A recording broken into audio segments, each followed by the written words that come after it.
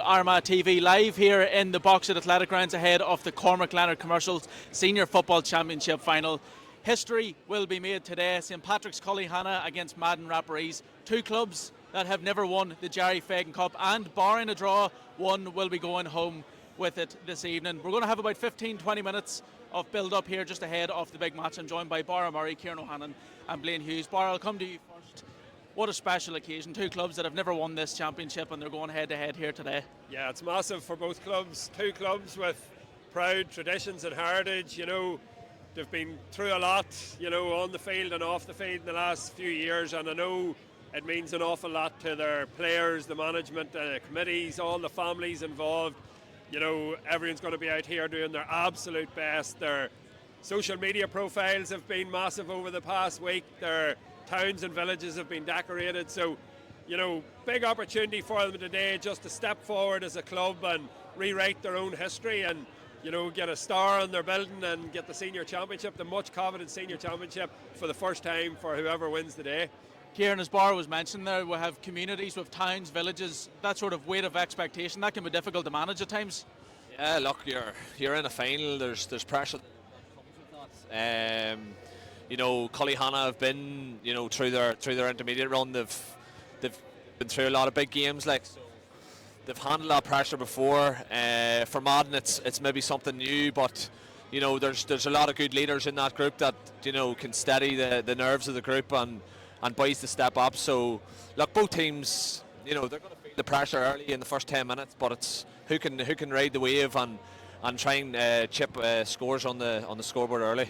Blaine, you're no stranger to big days yourself for the county, and indeed last year in the intermediate final with your own club. What are these lads going through here as they go through the warm-ups? Yeah, I think just like what you said earlier there, just about in relation to towns and community, it's just about, say, probably management and coaching staff about getting that, blocking out that outside noise. So let the boys focus on the football and the likes of the town and the community and stuff and the sponsorship and all, it's all brilliant, but the boys are probably more focusing towards the game and then what they're looking to do and trying to get that win for the first championship between both of them then.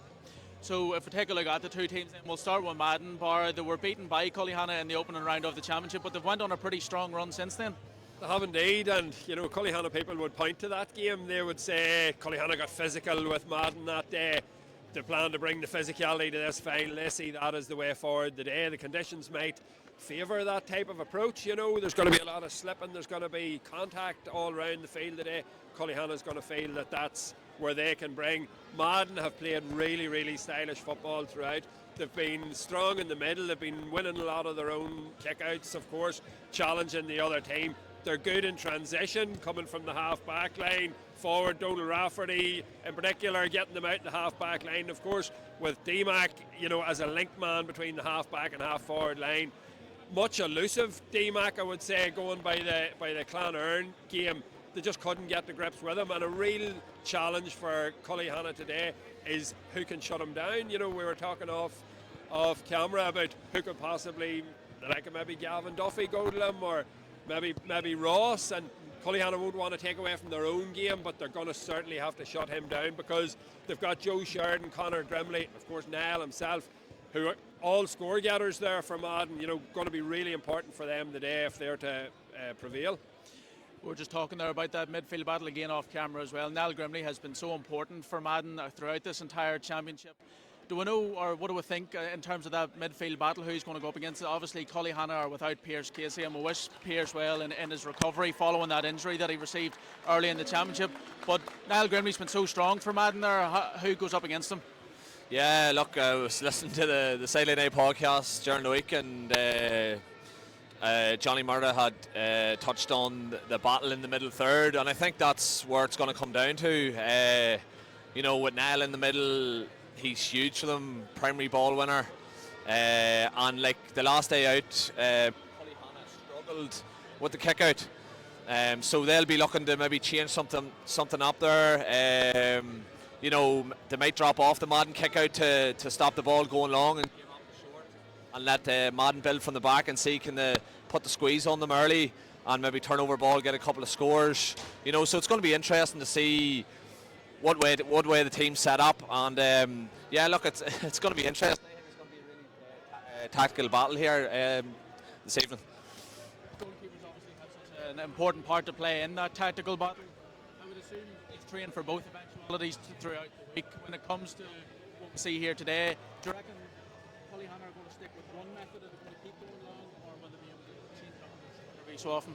I think they're going to change it up now. To be fair, I think they'll mix and match between shorts, mediums, and longs. So the likes of it'll all depend to who tags Jason Duffy. To be honest, I think if Niall goes some, they'll be looking for trying to mix it up between getting primary possession through short mediums, and then on the vice versa side as well. On that, there is like if Madden go on the opposite side with Jamie kicking in, obviously his main target's going to be with Niall in. So it'll all depend. And if they trying to stop the rut. So if they get 4 or 5 and they concede their own kickouts, then it's about can we get primary ball, get a platform for attack then. Moving on to Cullyhanna then, I suppose the team that hasn't died throughout this championship, bar extra time against St Peter's and a mighty comeback against Cross the Glen in the semi-final. It seems that you just can't write them off no matter the score, no matter how long's left in the match. Yeah, throw in the Buildup game as well, where they were second best for long periods of that game and just saw a way to win the game, and that's been their story the whole way through the intermediate championship, through Ulster, through the All-Ireland and through the senior championship so far, where they were probably written off so many times, and as games were going on they were down, but just not beaten, just really difficult team to put away. And you know, you could look at all the games that they've prevailed in and you could point to the fact that maybe other teams ran out of steam a wee bit. Cullyhanna's not running out of steam because they're bringing legs from the bench. They've the leg of Keelan Reevy coming on, no Donica Gribbons come into the defence in the last couple of games. Young, fit players who are eager and keen to get on the ball, and they're making it happen. So you saw Keelan Reevy's interaction for the goal, or for the point, for the 2-pointer that Nugent hit towards the end of the game the last day. It was just brainy, you know, he just got on the ball, ran to the D, turned his body, fed it back to the shooter, and you know, that's straight off the coaching ground. So yeah, look, that'll be part of their narrative in the changing room today. Again, no matter what happens in the first 40 minutes of this game, keep in it, because we're going to finish this game strong. We're going to get the full team here in Callum in just a minute, but we know that Keelan Reevy is in from the start. Kieran, that's a lot of pace to be bringing in from the start. Maybe something that they might lose out on then, that impact later on in the game, but this Cullyhanna forward line is strong across.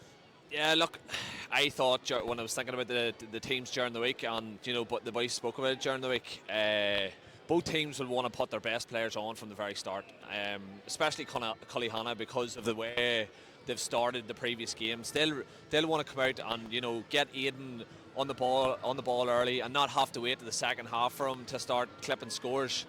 They'll want to see, can we get a good start to this game, get him on the ball early and get his confidence up from the very start, and you know, not going in half time 10 points down, you know, having to build back that lead.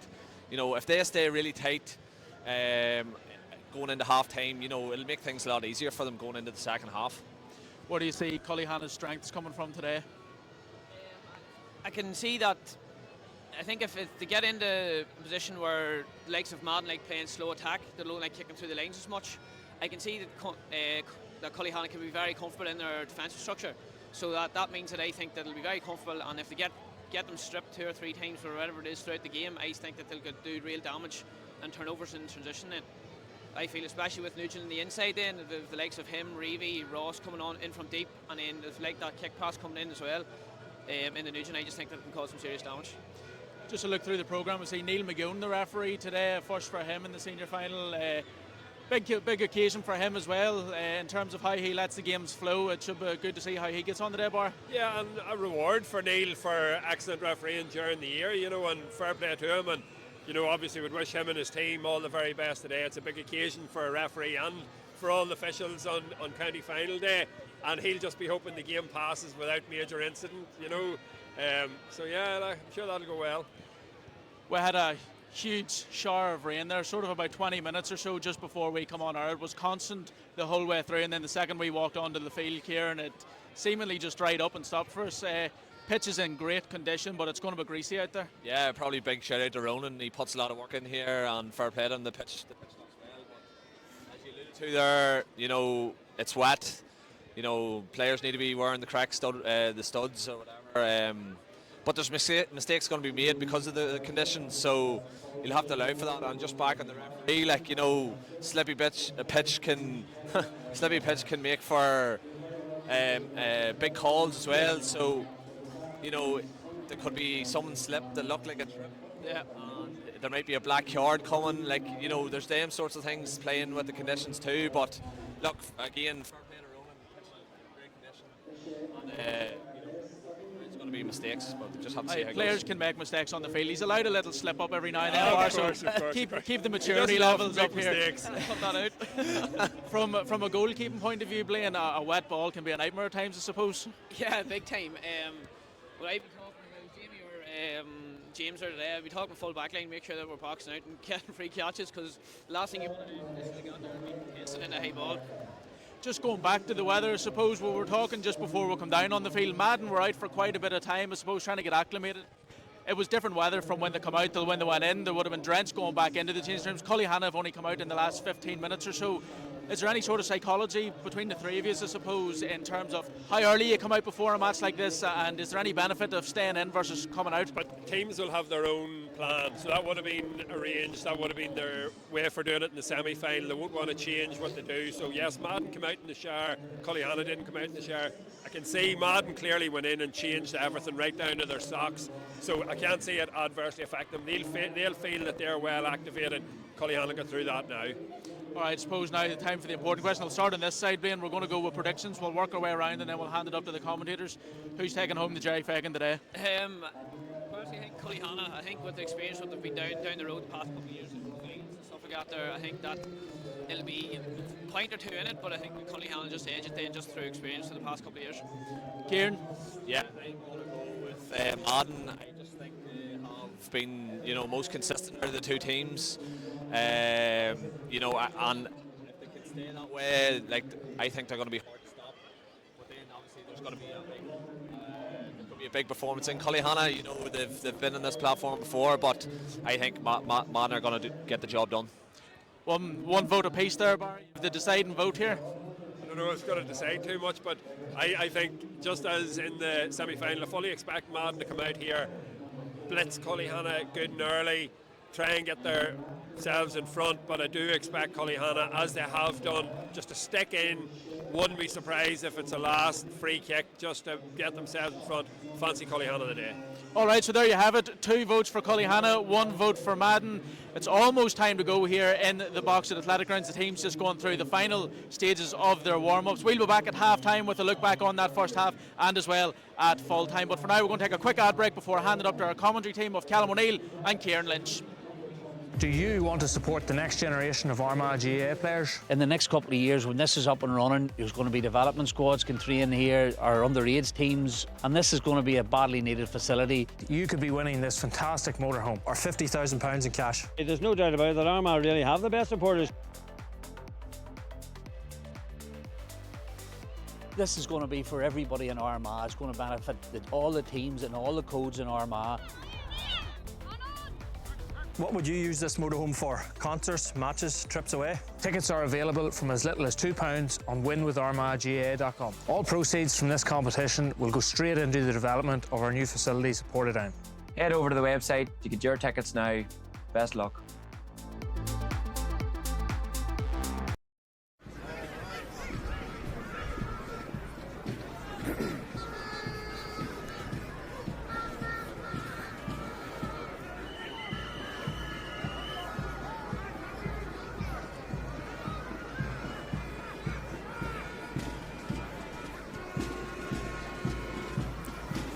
Eamon, I'll go to the band here.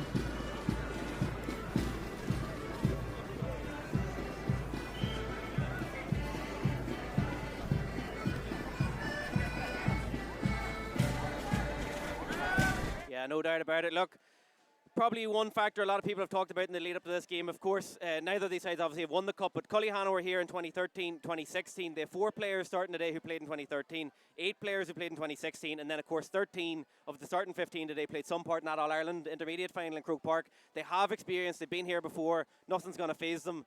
Does that give them an edge, do you feel, against Madden here today? It maybe just swings it for me. Through the week I've been flipping him and Han between Madden and Cullyhanna, and that is the bit that just gets it over the line for me. I say Madden or Cullyhanna have been in finals, they've won finals, even maybe not playing to their full potential on that All-Ireland final day, but yet still got over the line. Same again the last day against Cross, maybe didn't have their best performance, got over the line. I think that might just help them out coming down the stretch if it is close. Yeah, that's an interesting point you made. I think even a lot of people from Cullyhanna would agree.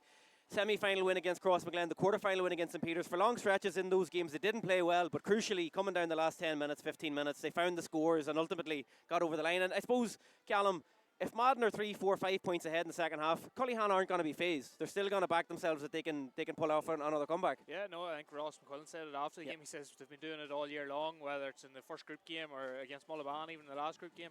They've carried that through the knockout stages. Obviously had to go to the distance against St. Peter's in the quarter-final, semi-final as well, and I think that might just stand to them.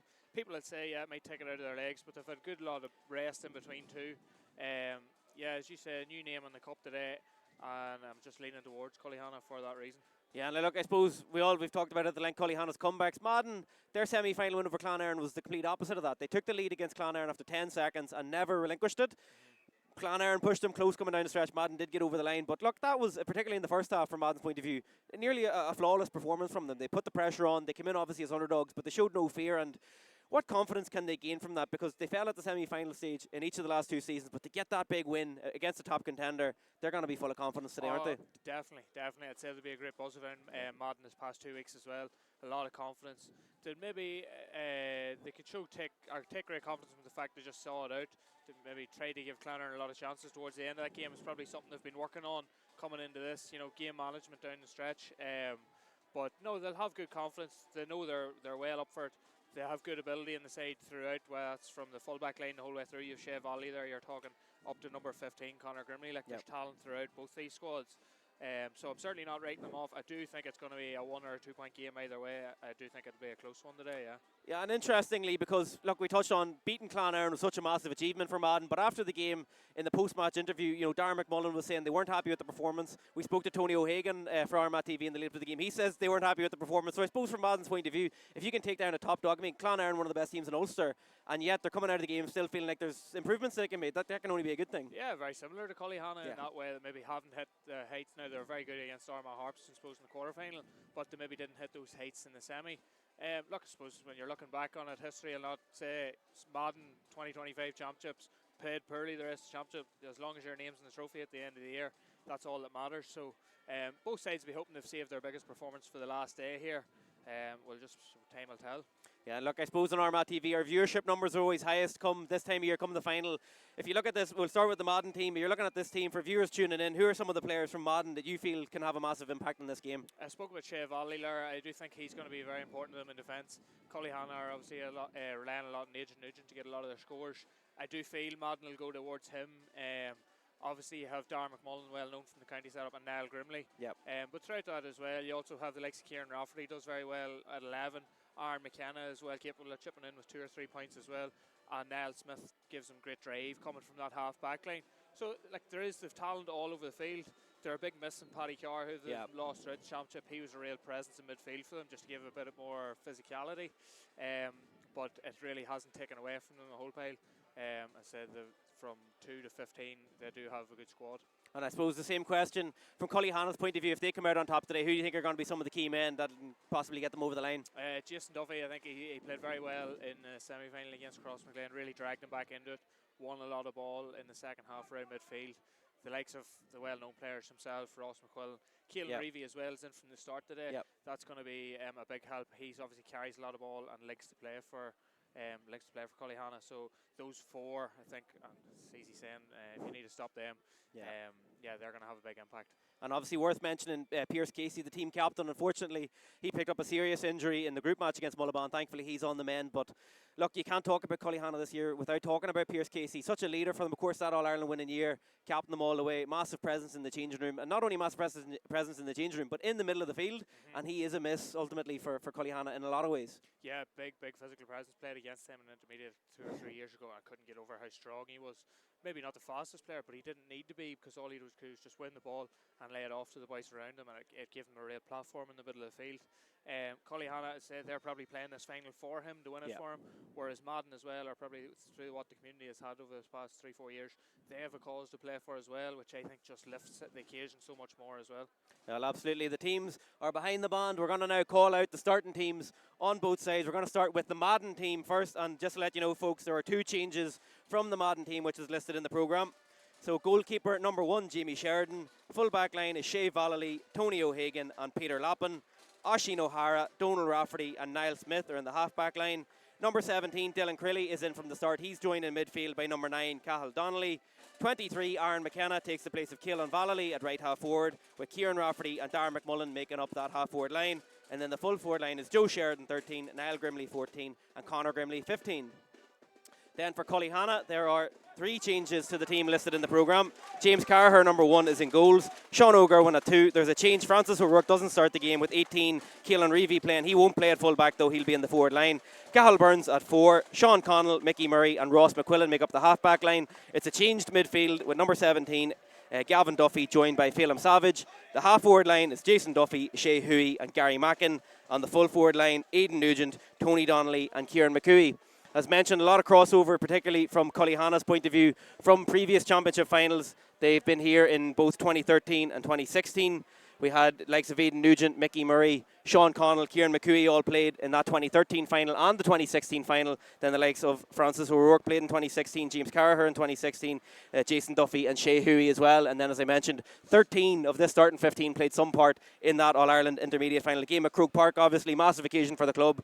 But I think Callum and the boys have even said as much, the players have said as much, that was a massive occasion for Cullyhanna. But the one thing they really want, the one thing that could top an All-Ireland intermediate is, of course, a first ever county title. This is a massive day for both these clubs, particularly for Cullyhanna's point of view, that they want to beat that All-Ireland win. Yeah, big day for both clubs. I suppose Cullyhanna, it looks like they've been building towards this for the past couple of years.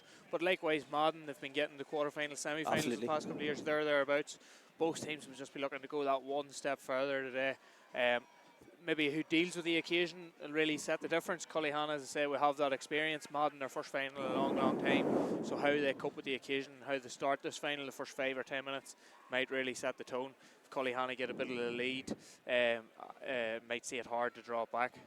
Yeah, and I'm just looking here to the left and right of us here. I hope the camera, they're doing it justice on TV, folks. Massive crowd here in the box of the Athletic Grounds. We've touched on already a huge occasion. And look, you know, Callum, I suppose ultimately part of our job as commentators is to try and sell the game, and we are well up for this game. But is there perhaps a danger, you know, nerves could come into this? It could perhaps, at least in the first half, be a little bit cagey. Do you potentially see that on both sides? Maybe the two teams feeling their way into the game, and maybe as it goes on, it might live up to the billing. Oh, don't get me wrong, I do think there's going to be a lot of mistakes, a lot of slipping and sliding, especially at the conditions that are in it. Ronan has the pitch in great order here in the Athletic Grounds. Absolutely. But it is very hard and top and very wet, so I do think there's going to be a lot of wet ball, a lot of slipping about. And not lead, I think they're an entertaining up and down game. The atmosphere's building here, a lot of backing. Cullyhanna, you know how good support they have over the last couple of years. And Madden, the ultras down behind the goals on the right hand side, have kept them through the whole way through the championship here. So I do think it's going to be hot and heavy. I think we're in for a good one. Just as you say, teams might just take a wee while just to settle into it. Might see a low enough scoring final here today, maybe compared to the new rules that have brought us this year.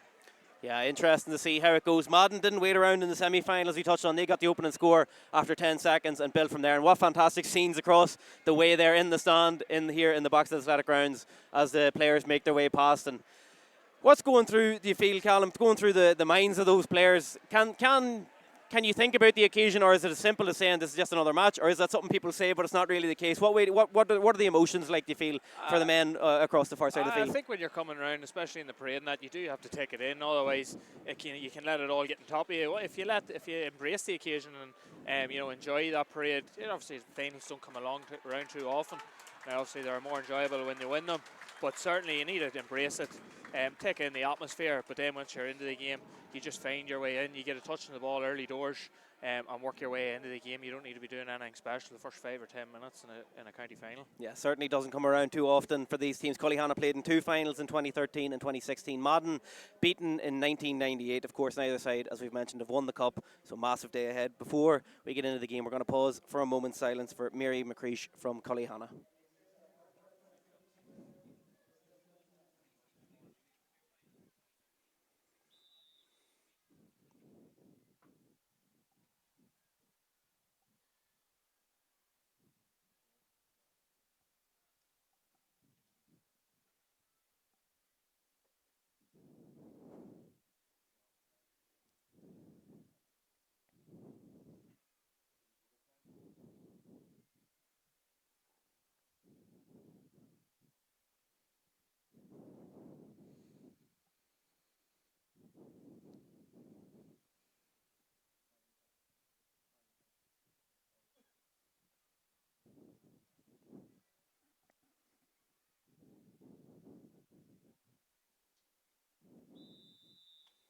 An impeccably observed minute silence here for Mary McCreesh in the box at Athletic Grounds. And now, folks, we're going to set the microphone over to Shiva Nigribben from Cullyhanna for a rendition of Arán a Bhéin.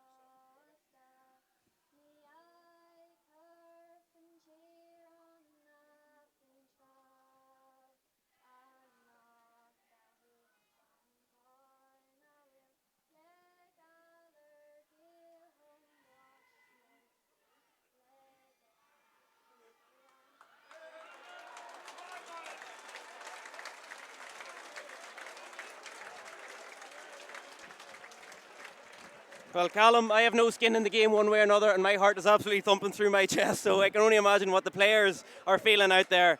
Fabulous stuff here. It's finally poised. There's rain throughout the day. There's going to be a slick surface, but at the moment, it's dry conditions. Bit of a breeze, which we'll keep an eye on as the game goes. But look, no excuses. Everyone knows it's October football. It's where both these teams want to be. It's where they are. And not too much more to say now as we all get ready for a throw-in here. The players take their positions. And the referee today, Neil McGeown, congratulations to him, following in the footsteps of his father, Eamon McGeown, who refereed the championship final 40 years ago. It was Pearse Oaks and Armagh Harps in a local derby that day. That game finished 7 points to 3 in Pearse Oaks' favour. We imagine we're going to get a few more scores than that today, Callum. And people say Gaelic football was gone bad with the rules before this year, Kieran. Yeah, definitely. I do think it'll be a good game today. As I've said, all players will be well up for it, hot and heavy right from the start. Niall Grimley and Phelim Savage in to set the tone from the throw-in. Yeah, no doubt about it. We've Madden in the red and black playing from left to right in this first half. Cullyhanna in the red, black and yellow playing from right to left. And as you touched on already, you've Niall Grimley in the middle alongside Phelim Savage. Referee, as I mentioned, Neil McGeown. He's from the Sarsfields Club. Congratulations to them, who won the intermediate championship last week. Clonmore won the junior. Who will win the senior? You can see Aidan Nugent being picked up by Shea Valley as we expected. It'll be interesting to see on the other side who picks up Darragh McMullen from a Cullyhanna perspective. Yeah, it's a loose ball here. Neither side getting on it initially, but it comes through to Niall Smith. And Madden will be the first team to go on the attack, as mentioned, playing from left to right as we look at it. And we're looking across the way at the stand. It's almost full. To the terrace side here, it's almost full as well. Not too much room for people only arriving in now. All the build-up is done, and now it's up to these 30 men on the field of play to decide the fate of the Jerry Fagan Cup in 2025. Can we ask all patrons in the seats? Here is Darragh McMullen. He slips, and we touched on it's going to be a slick surface, so that might just wreak a bit of havoc in this game. McMullen lost possession, and Cullyhanna now get their hands on it, and this is a man who's going to be instrumental. Jason Duffy, what a season he's had for the St. Patrick's men. He goes to ground, the first free of the game. Cullyhanna building out from the back. Yeah, but those are the opportunities Kieran Madden will be wanting to create. Getting DMAC 1v1 against Gary Mack in there. It looks like he's going to follow him around, at least in the start anyway. They're trying to expose that and give Darragh the chance to go up people. As he said there, they'll just slip the first play of the game. We talked about the conditions underfoot is going to play a large part in who can adapt and control it the best. Yeah, here's Gary Mack and building out. Shea Hui on the ball. He lifts his left arm. Perhaps they have something practice off the training ground here. Just interested to see who's picking up who. Peter Lappin, the closest man to Ross McQuillan at the moment. But on the ball, it's back to Hui. He's a line up a two-pointer here. Is he inside the arc? Is he outside? It's dropping and bouncing. Madden let the ball bounce inside the full back line. And now get their hands on it. Tony Donnelly kept it alive, but that probably worrying signs there from Madden's point of view. That ball wasn't dealt with. There was 3 players around it, and they let it bounce. Yeah, and when it bounces, especially on this surface. You really want your goalkeeper just coming and claiming that there. It's in the 6-yard box. You want Jamie Sheridan just to take control of that situation. He can see all in front of him. Here's McMullen, though, clipping a ball inside. It's a 1v1 in there. Cal Burns gets his hands on it. Grimley, though, Conor Grimley, that is. And no, it's not. It's Aaron McKenna. He gets the first score of the game. Yeah, and we are now up and running. Again, it went end to end. Darragh McMullen gets the ball. Lovely wee pass across the goal. Aaron McKenna, we mentioned him before, out in front of his man, and just a score to settle and add nerves. Yeah, absolutely. And Good clip ball, nice idea there from Darren McMullen, low ball into him. Top Burns had dealt with it, but McKenna got his hands on it, sent it over the bar.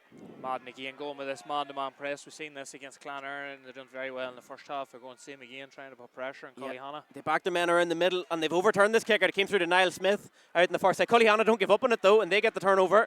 It's right out there in front of the Cullyhanna dugout. Who's going to get their hands on the ball? It's touched on the ground by a Cullyhanna man, and he's thrown the ball on the ground in frustration. Gary Mackin, that wasn't. It's going to give Madden an opportunity to bring this forward, and I'm interested, Callum, to see what the decision's going to be here. Perhaps Conor Grimley might fancy a 2-point shot. Yeah, confidence player. I think, well, by the looks of it, he seems to be taking it in for a 1. Normally he backs himself to go for those longer range shots, but I suppose county final they take an easier one just to get the end of the game. Yeah, it could be a smart decision, especially so early on in the game. We just crossed the 3-minute mark here. And I thought Conor Grimley got the first point. It was Aaron McKenna, but now Grimley might be able to follow suit. A player so important for Madden. He kicked 7 points of their 14 total they got against Clonard in the semi-final. And he's a man that's going to have to be on song today, you feel, if Madden are to win this game. And he's got his first of the day. And I suppose, Callum, it's very, very early days, but similar signs from Madden's point of view. They started well against Clonard and got an early lead and never relinquished it. That might just be in their heads here as well. Happy to get this fast start. Definitely they'll be happy to get it on. It just gives them a bit of confidence, especially in your first final in so long. Absolutely. Definitely get a bit of a lead just to settle any early nerves they might have had. Ball out to the left wing. Well fetched there. Brilliant catch from Gavin Duffy. And that's what Cullyhanna want to be seeing on their own kickouts. I suppose a lot of the talk coming into this game, Callum, people weren't maybe overly confident in Cullyhanna. They struggle on kickouts against both Crossmaglen and St. Peter's. We all know, of course, Madden have likes of Niall Grimley in the middle of the park, that it could be an area where Madden have the advantage, but that'll do Cullyhanna the world of good, won't it, to win their own kickout and now get on the ball and potentially build an attack here, but Madden aren't letting them get too far up the field just at the moment. Madden do a good press around the middle there. You can see Cullyhanna trying to split the Madden press, taking 2 pods, one under us and one over the far side, and just trying essentially to keep it away from Niall Grimley. Yep. I think it's probably going to be a main tactic for them on their own kickouts today. Now they build through the middle. We've seen this a lot down in the first or in the championship this year. A lot of teams putting attackers inside. And Murray drives through. Gives the fist pass off. Goal chance here for Cullyhanna. Saved from Jamie Sheridan. He denies Gary Mackin. A massive moment there at the start of this game. But Sheridan, who made an impressive save against Conor Turbot in stoppage time in the semi-final, comes up again big with another save there from Madden. Great save from Jerry Sheridan, who said teams trying to leave that space between the 45 and the 21. Mickey Murray broke the lane very well. Jamie Sheridan came off the lane very well to deny Gary Mackin any time in the ball to get the shot away. Yeah, really he certainly closed the angle, didn't he? But a chance potentially now for Nugent. First time we've said his name in the game. Aidan Nugent, so impressive in that semi-final. Kicked 13 points in total, kicked 9 of the last 10 as they pulled off a miraculous comeback against Crossmaglen. He doesn't catch this one well though. Will it stay alive? Duffy can't take it clean. Madden can't take it clean either, and has it gone behind for another 45? It has. Tony O'Hagan, the last player to touch it, so Nugent's going to get another bite of the cherry.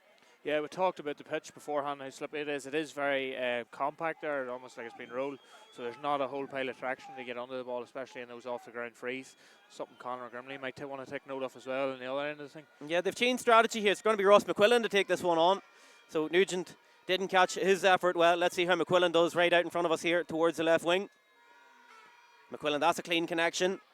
Has he pulled it wide, though? He has pulled it wide of the near post. So already, from Cullyhanna's point of view, they've had a shot saved, they've had one drop short and one sent wide of the post. So 3 shots, but no scores for the South Armagh men. Yeah, early days yet. At the same time, they're getting chances. They'll want to start just racking up with scores slightly as the clock ticks down. But it's not like they're being hemmed in. I suppose against Crossmaglen, they were struggling to make any chances, whereas they're well in this game, definitely. Yeah, some people thought perhaps Cullyhanna might have gave up the kickouts to Madden, but they're putting a press on here. Yeah, big press. You can see the 3 in the front line and then 4, another 2 lines of 4 behind that. There's no space for Jamie Sheridan. And they've got the turnover too. Shea Huey with the hands on the ball. Sean Connolly got the turnover, but the pass doesn't stick for Gavin Duffy. And Madden knock it down the wing, and Madden have a free man, but the ball is tailed out over the line. And it's going to be Cullyhanna sideline ball. But look, again, Callum, very early stage. But Cullyhanna be happy winning their own kick out and then going down the other end and turning one over as well, because as I've already mentioned, people perhaps felt that was a weakness for them. Definitely the new rules of kickouts are such a key part of the game. To be glad just that they're holding their own, certainly at this point. Although you can see how quickly things can change from the 2 semi-finals. Good turnover there from Madden. It was a combination really of Peter Lappin, Shea Vallely and Donal Rafferty. Between the 3 of them, they got the turnover there from Madden, and now they build with Niall Grimley. 14 on his back, but don't expect to see him in the full forward line too often in this game, as we all recognise him as a midfielder, of course, for Armagh. He's the only player of the 30 on the field today who started and played the full All-Ireland final in 2024, which Armagh won. Jason Duffy and Ross McQuillan came in off the bench on that occasion. And another turnover committed. So Madden kicked the ball into nobody in particular, but they've kept working hard here. Darren McMullen's got the turnover. And they're going to get another bite of the cherry here for Aaron McKenna. It's an ambitious shot off his right foot. Is he able to sneak it in? He's not. That one tails wide of the near post. But I suppose, Callum, it's a little bit what we expected. Both sides sending the ball in. It's not sticking, but they're not giving up on it either. It was a good turnover there from Darren McMullen. Yeah. Didn't give up on it, and it led to a chance. Yeah, he tried to play a diagonal ball. Cullyhanna called it out, but again, put that press on up high, got his reward, turned Jason Duffy over, and just unfortunately couldn't call it out. Again, Carher goes to the opposite wing that Niall Grimley's on, and as he found Gavin Duffy, that's brilliant feeling. That's twice now we've seen that from him, a young player in this Cullyhanna team, and he seems to be the intended target for these kickouts. So big role for him to play, but so far doing the job. Cullyhanna, though, need to pay it off on the scoreboard. You can see both men trying to leave one man inside Kieran in the full forward line when they're attacking. Aidan Nugent from Cullyhanna perspective, and Aaron McKenna from a Madden point of view. But a lot of the time just holding the slow attack. Madden don't have their required players up. Madden only have 2 players up. So it calls for a breach here. Madden certainly are in a breach, and they've made a foul anyway. So Cullyhanna are going to get a free right here on the edge of the arc. But there was certainly, as we look off the camera, there still are only 2 players up now. There's a third man, but you can probably hear at home the Cullyhanna supporters in front of us here. We're calling for that breach. It matters little though, as Cullyhanna are going to get a shooting chance anyway. Going to get their chances. The floodlights come on here, Kieran. I suppose there's still that 4 metre giveaway or leeway that is in the rules too. So maybe the referee's just applying that. But it's certainly a 2-point attempt here after a heavy challenge there. I think that might be Gavin Duffy, the man you talked about down the ground. And no card flash that I could see for Donal Rafferty. Just talking to referee Neil McGeown, who is interested. We're still in the first 10 minutes. If there are any cards flashing, of course, the player has to have that hanging over them for the rest of the game. But Rafferty just gets a warning. But I'm sure the next foul he commits, he will be going into McGeown's notebook. And when play resumes, all eyes will be on one man and one man only, Aidan Nugent. And last week, Nugent, he missed 3 2-point frees in the first half in the semi-final, but when it was crunch time, when he couldn't afford to miss any in that second half, he couldn't miss. And I suppose there's 2 elements to that, isn't there, Callum? That there's a real confidence player that he can keep shooting. He's going to miss chances, but he's not going to stop taking them on. No, I think Cullyhanna will give him the licence to do that as well. They know how accurate he is. And in fairness to him, it was a tale of 2 halves. First half he couldn't score, second half he couldn't miss. He won't be getting himself off to a good start here to tie the game up early doors. Yeah, this is the opportunity to raise an orange flag. Nugent catches it well, and the Cullyhanna supporters respond in the stand. A great score from him, his first of the day. And just as you touched on, Callum, we're level once again at 2 points apiece as we reach the 10-minute mark. And now on comes the floodlights here in the Box of Athletic Grounds as it starts to get dark here in Armagh City. Who will shine brightest under the lights in the next 50 or so minutes of football? Very congested around the middle here on a Madden kick out. They're leaving a lot of bodies around the middle, but they're not spreading them too well, Kieran. It just leaves Jimmy Sheridan no targets to hit. Instead of a bit of movement here, you can see Tony O'Hagan trying to get free. A bit of pocket space here in front of us. Yeah, Grimley's out in the left wing. He's going out to the right. Cathal Donnelly's underneath that. So too's Tony Donnelly for Cullyhanna. It ends up in the hands of Darren McMullen. Now there's a free man. Kieran Rafferty's free. McMullen doesn't spot him. Cullyhanna foul him. The referee's playing advantage. Now McMullen wants to send it in. It's that 1v1. Cathal Burns, though, is alert to the danger. Brilliant defending from him. Unfortunately, from his point of view, the referee has blown the whistle. He's playing that advantage for the foul committed on Darren McMullen around midfield. So Madden are going to retain possession here. Yeah, Darren McMullen, if he had just slipped it early doors, you said Kieran Rafferty was straight through. Eventually found out that he had the advantage and chance one long into Aaron McKenna. Again, as I said, we're leaving him 1v1 inside a lot of the time against Cathal Burns. Maybe trying to expose a bit of that inexperience on Burns' behalf. Obviously a young fella in his first final. Yeah, Cathal Burns, as you touched on, he's 17. He's a pupil of Abbey CBS in Uri. Actually, the night Cullyhanna beat St. Peter's in the quarterfinal, he had his school formal that night, and that game, of course, went into extra time. So we have to give his date a lot of credit for showing patience with him. And what a great night I'm sure that was for Cathal. I'd say that was the last thing he needed was extra time after all that pressure. But a man who was able to multitask, and great job there. It'll do his confidence the world of good. Getting out in front of his man, getting a turnover, albeit the ball, of course, stays with Madden, and now they've worked it down the left wing. But Burns made his championship debut in this group match. Of course, these 2 teams met on August 15th, the opening match of the Armagh Senior Football Championship.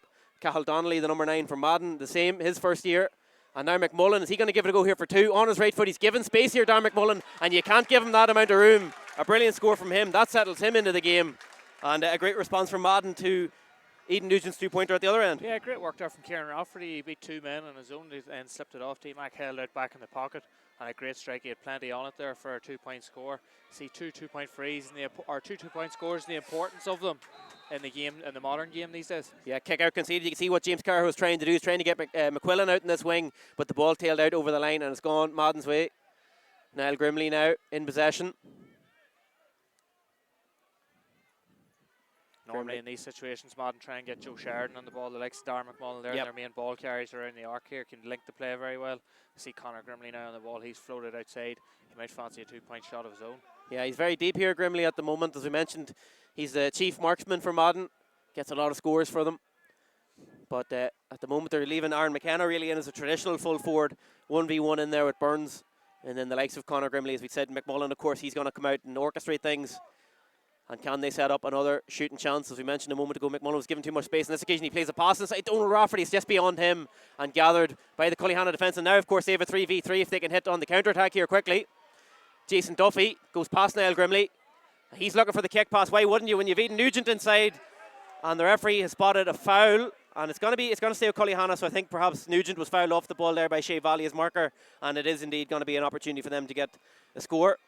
Yeah, I thought Neil McGill maybe might have played advantage there. I suppose if Aidan Nugent had won it, he might have fancied a turn and threw on goal. But look, Cullyhanna will take the score just to work their way and whittle down this lead of Madden's.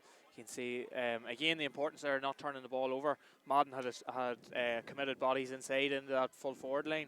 And then a wee misplaced pass skidding off that greasy surface. And next thing, the house is down and Cullyhanna with a quick attack. Good ball from Jason Duffy and a score then just to take it back to a 1-point game. Yeah, no card flash there to Shea Valley either, so good refereeing from Neil McGowan. He's not dishing out the cards here early, which I suppose is what you want to see in a championship final. But again, a warning dished out. Nugent wasn't going to miss from there. Another score for him takes his tally now to 3 points.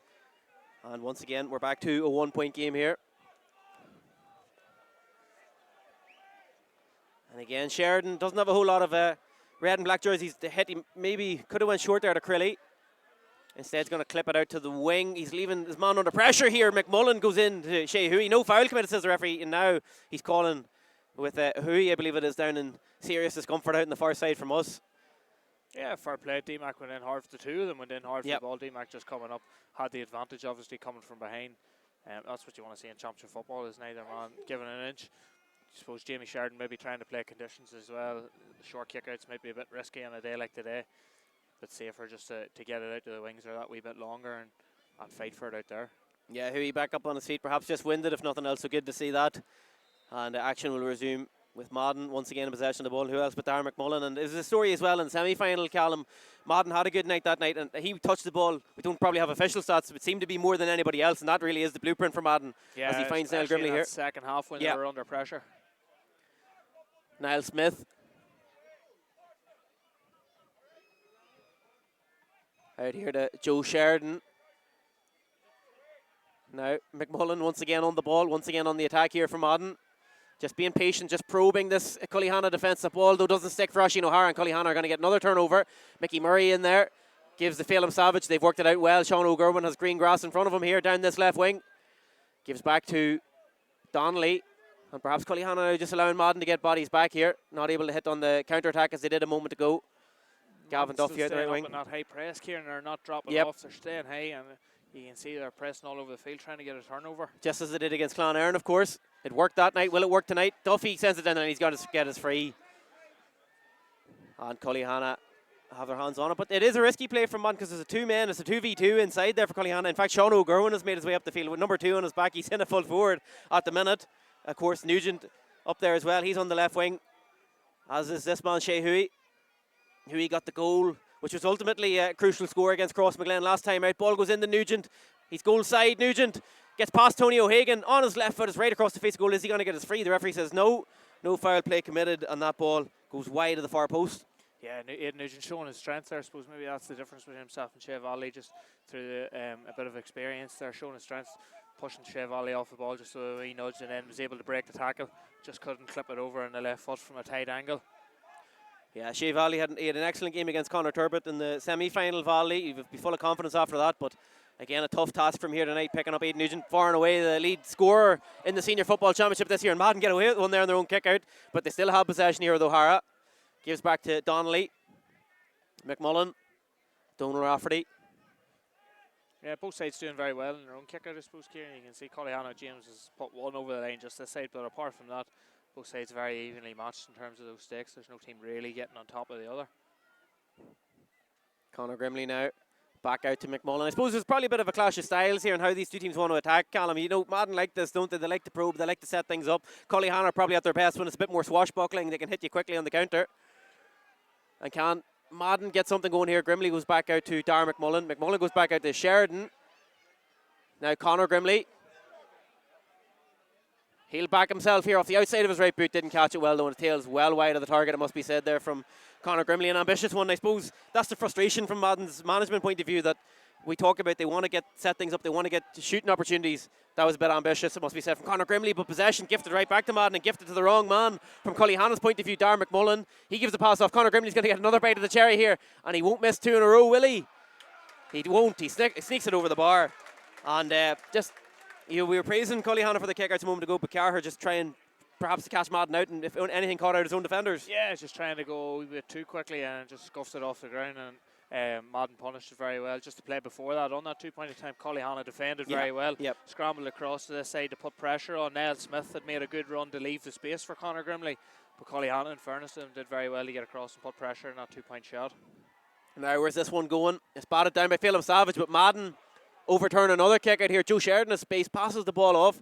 Will he get it back here? And Rafferty in possession. Rafferty on his left foot. Has he got that over the bar? Good score from him. And again, a similar tale there. Cullyhanna not able to win primary possession on their own kick out, and Madden crucially going down and punishing them on the scoreboard. Yeah, again, I suppose a similar story to the semi-final when we talked about Madden with a better spread of scorers here than Cullyhanna. Cullyhanna relying on Aidan Nugent's both from playing from frees, whereas Madden now have Aaron McKenna, Kieran Rafferty and Darren McMullen, as well as Conor Grimley on the scoreboard. Carher again, not good on his kick out here. O'Hara gets the hand in. Conor Grimley, soccer style, goes past Cathal Burns. He's got Niall Smith to his left. He's down in the corner here, Conor Grimley. He might just want to, he gives a hand signal to settle it down, but O'Hara's space. Turned down the shot. Yeah, certainly was a shooting chance. Perhaps it's asked Darren McMullen, Niall Grimley, Joe Sheridan in that position. They would have taken it on, but instead they're just again happy to keep their hands on the ball, happy to set up what they feel is the best chance of getting a score. And again, it's been working for them so far. Yeah, they've been very clinical up front. Conor Grimley with that miss, but apart from that, they've been very strong. You see the space here as well. He's wide open. Yeah, he's wide open, as you said, on this right wing. He's going to get an opportunity here. The kick pass is right in the chest. He's able to take a bounce, take a solo, and set himself up on the right boot, but he's not able to punish Cullyhanna. You can hear the groans from the supporters here. It's one that you would back Grimley to send over the bar, but he doesn't take the chance. Cullyhanna get a let off, and I suppose, Callum, we see this often in modern Gaelic football. If it's Cullyhanna haven't really touched the ball in 3, 4, 5 minutes, when you're not able to win your own kickouts, you're in serious danger of falling out of a game. Yeah, definitely. But from a modern perspective, they want to be punishing that. Sean Connell comes wide open. They're going to find him on here right in the chest. That's better from Cullyhanna's point of view. Madden didn't see Connell. He gets the ball in here to Huey. We said Cullyhanna like to move the ball quickly. Huey goes to ground. No foul play, says the referee. Takes his bounce and gives it back out. So now what can Cullyhanna do? As I said, it's been a few minutes since they've had primary possession of the ball. Now they have an opportunity to build something and cut into this 3-point deficit. Again, Cullyhanna now setting things up. Time and time again we're seeing this, trying to isolate men on the outside. Cullyhanna with a lot of pace here. Aidan Nugent, Gavin Duffy, Ross McQuillan. Here's Duffy, Gavin Duffy that is. Aidan Nugent now off the shoulder. He can kick off the right and off the left. He's going to give it a go on the left. This would be seriously impressive if it goes over. It's a tight angle. He's a confidence player, but that one just doesn't find the mark wide at the near post. Yeah, I'm not sure whether he thought he maybe had advantage or something there, but very ambitious effort off the left foot from the wrong side. As mentioned, these two teams met on the opening night in the group 10 weeks ago in 2 days, if you're counting, on Friday the 15th of August. And in that first half, Nugent kicked 2 excellent 2-pointers off his left foot. You know, he's predominantly a right footer, but as we all know, he can kick off both sides, and that's a serious danger, isn't it, for any defence and any man-to-man defender? Definitely, it's something you definitely need now as the levels of football go up, even at club level here. You need to be able to strike off both feet. You know, it's very easy for a defender to put you onto your wrong side if you don't have it, whereas the skill set he has, it's very hard to mark. Darren McMullen, what an excellent year he had for Armagh this season, and what an excellent start he's made to this game. Joe Sheridan on the ball. Sheridan with the give and go. Pass off to Niall Smith now. Space potential here for Donal Rafferty. Lost the space for him on the right foot, and that's a great score from Madden. Really well worked. They found that pocket of space, and there was nobody within 10 yards of Donal Rafferty as he took that shot on and sent it up and over the bar for his first score of this championship final. Lovely run from Donal Rafferty. He could have had one maybe 10 minutes beforehand, only the ball slipped away from him. Lovely pass that time straight into his running path, and a lovely strike over the bar. Great move from Madden. Yeah, right off the training ground. This one goes out to the wing from Cullyhanna, and they're able to keep their hands on it. There's a foul committed there as well. Sean O'Gurwin got his hands on the ball. I could have used a solo and go to get him away there. Something you don't see a whole pile at Armagh club level anyway. It's a great asset, I think, just to get you away and up the field. Yeah. Madden get the press on. And they got lucky there, Cullyhanna, it must be said. There's a slip from Savage, but they keep possession of the ball. Although Madden, as you've touched on already, in this first half, Callum, they're happy to keep the high press on. And they almost got the turnover there, Niall Smith. But again, Cullyhanna get that bit of fortune, keep their hands on it. Mickey Murray trying to drive through 6 defenders and overcarries the ball. And again, it's that high press from Madden, but then perhaps a silly bit of play there from Aaron McKenny. Pushed them to the ground, and it's perhaps now going to be a hot ball instead of a Madden ball. And they had that bit of momentum. They had an opportunity to hurt Cullyhanna there, but just a rush of blood to the head now means it's perhaps going to be a hot ball. Yeah, it didn't need that. Obviously, the new rules is the man doesn't hand the ball back to you. You're getting a 50-metre advantage anyway. It's just a rush of blood, as you said. County final, tensions are high. You know, adrenaline's high, rush of blood, and now it's a hot ball. But Madden again doing very well with that press. Cullyhanna were very lucky a couple of times from the original free, and then could have been done for overcarrying once or twice before. Eventually, Neil McGowan penalises Mickey Murray, and we're back here now for a hot ball between Niall Grimley, and it seems like Sean Connell seems to be picking him up and has done very well so far. Niall Grimley hasn't had a massive influence on the game. From a Madden perspective, you'd be trying to get him more into it. Yeah, back up on his feet now, Mickey Murray. And it's Phelim Savage and Niall Grimley, the two players who contested the throw-in at the opening of this game. In for this ball. Neil McGowan wants everybody to take a couple of steps back. I think you're better off just getting it up and getting it going. Absolutely. And Savage is able to use his body there to keep the ball away from Niall Grimley, but then it's touched on the ground by Cullyhanna, and Madden will retain possession anyway. So just a few things, Callum, we suppose we talked about this going into the game. There's going to be errors made. It's such a high-pressure game. The conditions in terms of the slippy pitch aren't great, and we're probably seeing that, but we're seeing it probably more so from Cullyhanna, and it's a 7 points to 3 lead for Madden, and as we're about 24, 25 minutes into this game.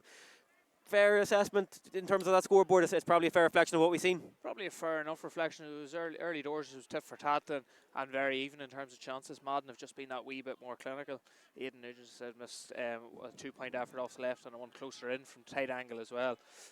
Conor Grimley as well could have had 4 points on the board. It was 2 2-point efforts as well. So, but no, I think 7 points to 3 is probably a fair reflection at the minute. And obviously the pace is very up and down with those mistakes. So I think both teams maybe just trying to take a breather now halfway or coming towards the end of the second half.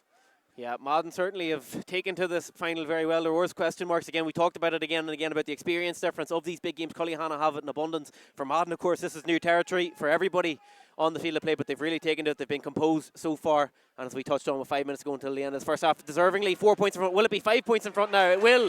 Niall Smith, and similarly to what we saw from Donal Rafferty a moment ago, it's them runs coming from the half-back line, coming off the shoulder, not being picked up. They get that yard of space, bang in front of the goals, and Niall Smith punishes Cullyhanna.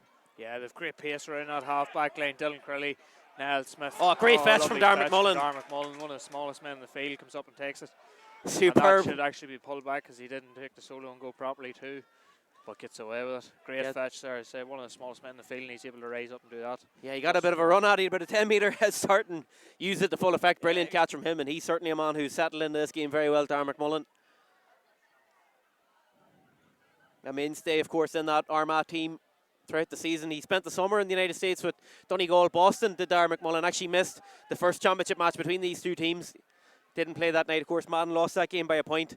And they might be thinking if they had McMullen, they would have won it. Of course, Cullyhanna missed the likes of Keelan Reevy and Jason Duffy as well. So totally different circumstances. It was a blazing hot night in Cullyhanna that night. Different conditions here today as well, and different pressures that come with the championship final. Darren McMullen hasn't been feeling the pressure, but on that occasion, he sends it wide, and that is a 5th wide for Madden by my count.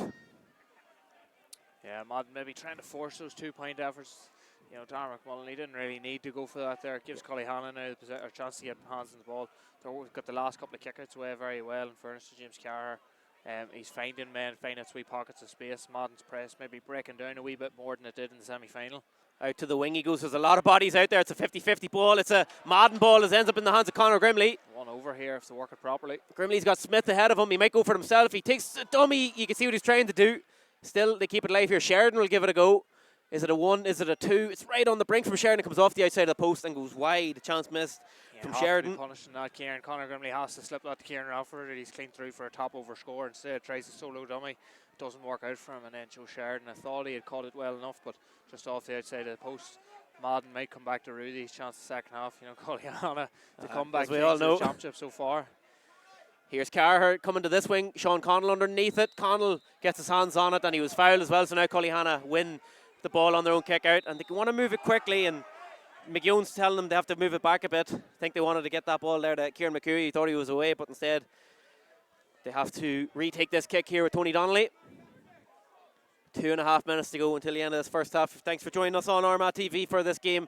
Don't step away at half time. We'll have analysis of everything we've seen in the opening 30 minutes. Michael Lavery will again be joined by Blaine Hughes and Kieran O'Hanlon and Barra Murray. And they'll try and dissect what we've seen here so far. Can Cullyhanna cut the gap? They're 6 points down against Crossmaglen at half time in the semi-final. Of course, we all know what happened that night. They were 9 points down and came back to win it. But they don't want to find themselves in a hole, which they have done in this first half, and that's McQuillan and Duffy not on the same page there. O'Hara gets easy turnover. Now Madden, potentially they fancy themselves to go on here and push this lead out even further. Again, chance for a fast attack, but Madden maybe the first 1 or 2 passes go backwards and then the chance is gone. Niall Grimley's gone into full forward here. As well. Ball out to Rafferty, as you said. He might give it a go. He's got Grimley in front of him. Grimley's calling for it. That's Nugent back defender for Cullyhanna. Now Grimley's going to get it. Jason Duffy goes colliding into him, and Grimley wins his free. But Niall Grimley, he was in that full forward position for about 10 seconds, calling for the ball. I don't think he was spotted, but eventually he is able to make something happen from it. And just his presence alone probably makes Duffy come across and commit that foul. Yeah, I'm not sure whether Niall McGeown seems to be giving it against Aidan Nugent. I Oh, thought perhaps, he tackled yeah, very yeah. well actually in Kieran Rafferty, but he seems to be booking Aidan Nugent here. Chev Valley, I love the side of that. But yeah, again, Madden maybe a missed chance to make it a chance to rectify it here now. But as you say, again, they're getting chances and they're taking them very well on the attack. Yeah, I think it was just a warning for Nugent. But again, one more foul and he will be in the referee's notebook. Conor Grimley, this is right up his street. You'd imagine off his right foot. He wasn't going to miss from there over the black spot. Another score for Madden, another score for Conor Grimley. And that is now 5 in a row for Madden. And they perhaps won't want this half-time whistle to come, Callum, the way they've, certainly in the second quarter of the game, the way that they played. Yeah, definitely. They've got a great bit of momentum there the last 15 minutes around this turn of the half. They certainly came more into it. Not even around kickouts, it's just Cullyhanna maybe giving ball away. You can see miscommunication there for Ian Ross and Jason. And Cullyhanna are punished for it. Yeah, Carher again goes out to that wing, and again it's a Madden ball. It's Darren McMullen who won that. And McMullen wasting no time. He sees Sheridan making a run. Sheridan gets it in his hands. He's happy to drive it. His man here, Joe Sheridan, on his right foot, goes for it. Sheridan! Oh, it's across the face of goal. It's actually gone over the bar. I thought it had gone wide. It's over for a point. Of course, going into the top corner of the net. Cullyhanna perhaps won't mind seeing the white flag go up there. Dangerous run there from Joe Sheridan, and he becomes the 7th different scorer for Madden in this first half compared to just 1 for Cullyhanna. Yeah, and that said it halfway through the half. I'm surprised Cullyhanna are continually going to this overload with Jason Duffy over this side. Surprised they don't chance one over to him. Now they go short, but he's put Cathal Burns under pressure. Conor Grimley tugs his jersey though, and Burns will get away here down this left wing. 6 in a row for Madden as we approach half time. Jason Duffy gets the ball. The referee's playing advantage here. Duffy's going to get the free for Cullyhanna. They could use the score here, definitely going in before half time. 7 points down. I think definitely Cullyhanna need to just take the sting out of this, work a shot at the very least, just to come in at half time with a bit of momentum behind them. It's been all Madden for the last 5 minutes here. Yeah, Madden certainly the better team in this first half. Cullyhanna need to find something, but this has really been the story of their season. They were well behind against Mullaban at half time in the groups, came back. They were down against St. Peter's and come back. They looked dead and buried against Crossmaglen and came back that night. But again, Madden, they're conceding an average of 12 points a game in this championship. Madden have certainly the best defence, the best defensive unit in Armagh. And if you leave yourself in a hole against this Madden team, Callum, it might just be too much work for Cullyhanna to do. But now the ball is going in from Gavin Duffy, and that is just a shot in frustration. I think perhaps he saw that there was an advantage, so worth taking on the shot. But already you're getting towards that territory now where Cullyhanna need to be paying off these chances, these 2-point shots. Yeah, look, they'll not panic. They've been in this position. We said it beforehand. They've been in this position throughout the championship. They'll back themselves just to keep chipping away at the lead, work their way back into it in the second half. I think their legs showed against Crossmaglen, especially. They seem to be flying it. Momentum is a great thing as well, but they seem to be flying it towards the last 10 in the semi-final. So they'll not panic. Look, at the same time, 7 points. If they get a score here, take it back to 6. With the 2-point shots now in modern game of football, that gap is nothing. Yeah, of course this would put 5 between the teams, but it's way out here with the angle. Nugent, he's over 50 metres out, you'd feel. But if there's one player in Armagh Nugent certainly in form. He knocks it in. Connell tries to get a goal chance. He comes in for Reevy. Blocked down excellently there, Tony O'Hagan. And comes up and eventually over the bar from Shea Huey. But brilliant dive and block from O'Hagan, the team captain, putting his body on the line. But I suppose from Cullyhanna's point of view, they'll take that, won't they, Callum? It's a score as the referee blows his whistle to signify the end of this first half. Yeah, definitely. They'll be happy enough going in. 6 points. Madden very much deserving of their lead. Done very well around the middle of the field. Both teams sort of getting a hand on their own kickouts until Madden really in the 10 minutes really ramped up the pressure there. Doing very well on this sort of midfield press that they have. They're not just dropping off and letting Cullyhanna come at them.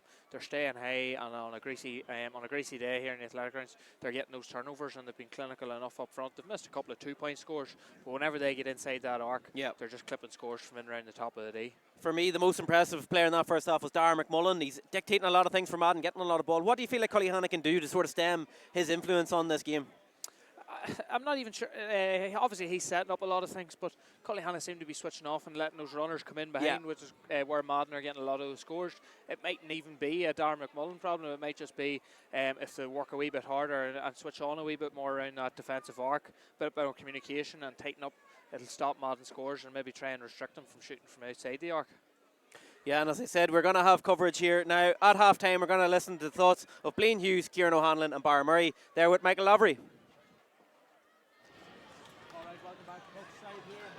Madden 10 points to the good. A bit of a cagey start there, Blaine, between both sides. Madden seems to settle in a little better. I think the teams then come in here 6 minutes ago at half time. Yeah, and it's no coincidence there. The same way they did against Clonard, and they're really crashing through Cullyhanna's kickouts. We're really getting great joy out of them. I think they kicked 4 or 5 points out of it.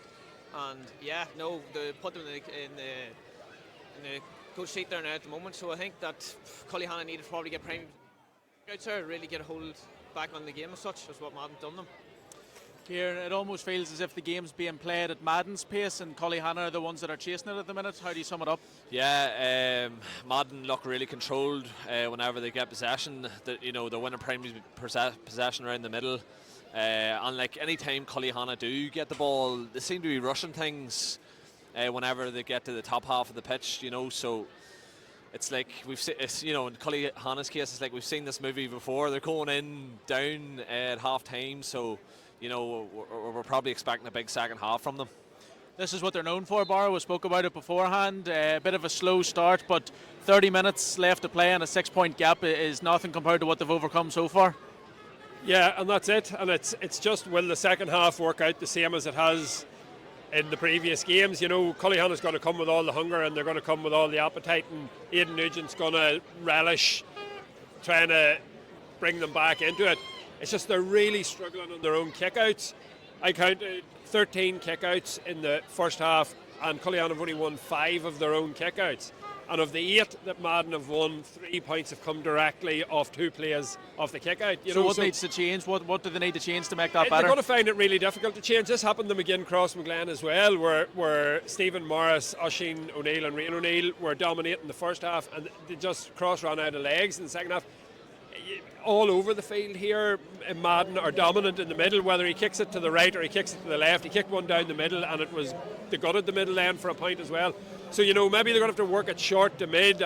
Blaine might be better to explain what needs to happen there, but they're really struggling with their own kick out. Do you want to jump in there, Blaine, just on what Barra was saying in terms of the kick out? We spoke about it beforehand, before the match, in terms of, do you really change it up? You obviously practice for both scenarios, but it's not at the minute. Yeah, I just probably think that in relation to when the likes of James there seems to be making a call, there doesn't seem to be much movement in around that back 6, or even coming from the middle 8 at all. So, especially after they've lost 5-6 in a row, it's down to them trying to get prime possession. So that's when you're thinking about mixing up, create a different call. Can we get a short kick out on the go? What they did down the line there, the last one.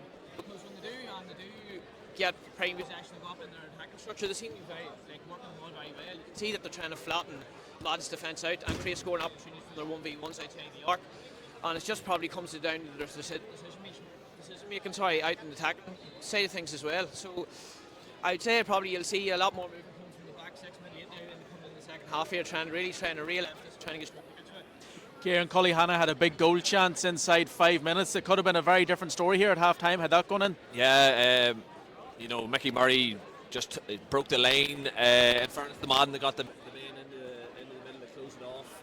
but he got the pass away to Gary Mackin, and he just came up short. Good save by Jamie Sheridan.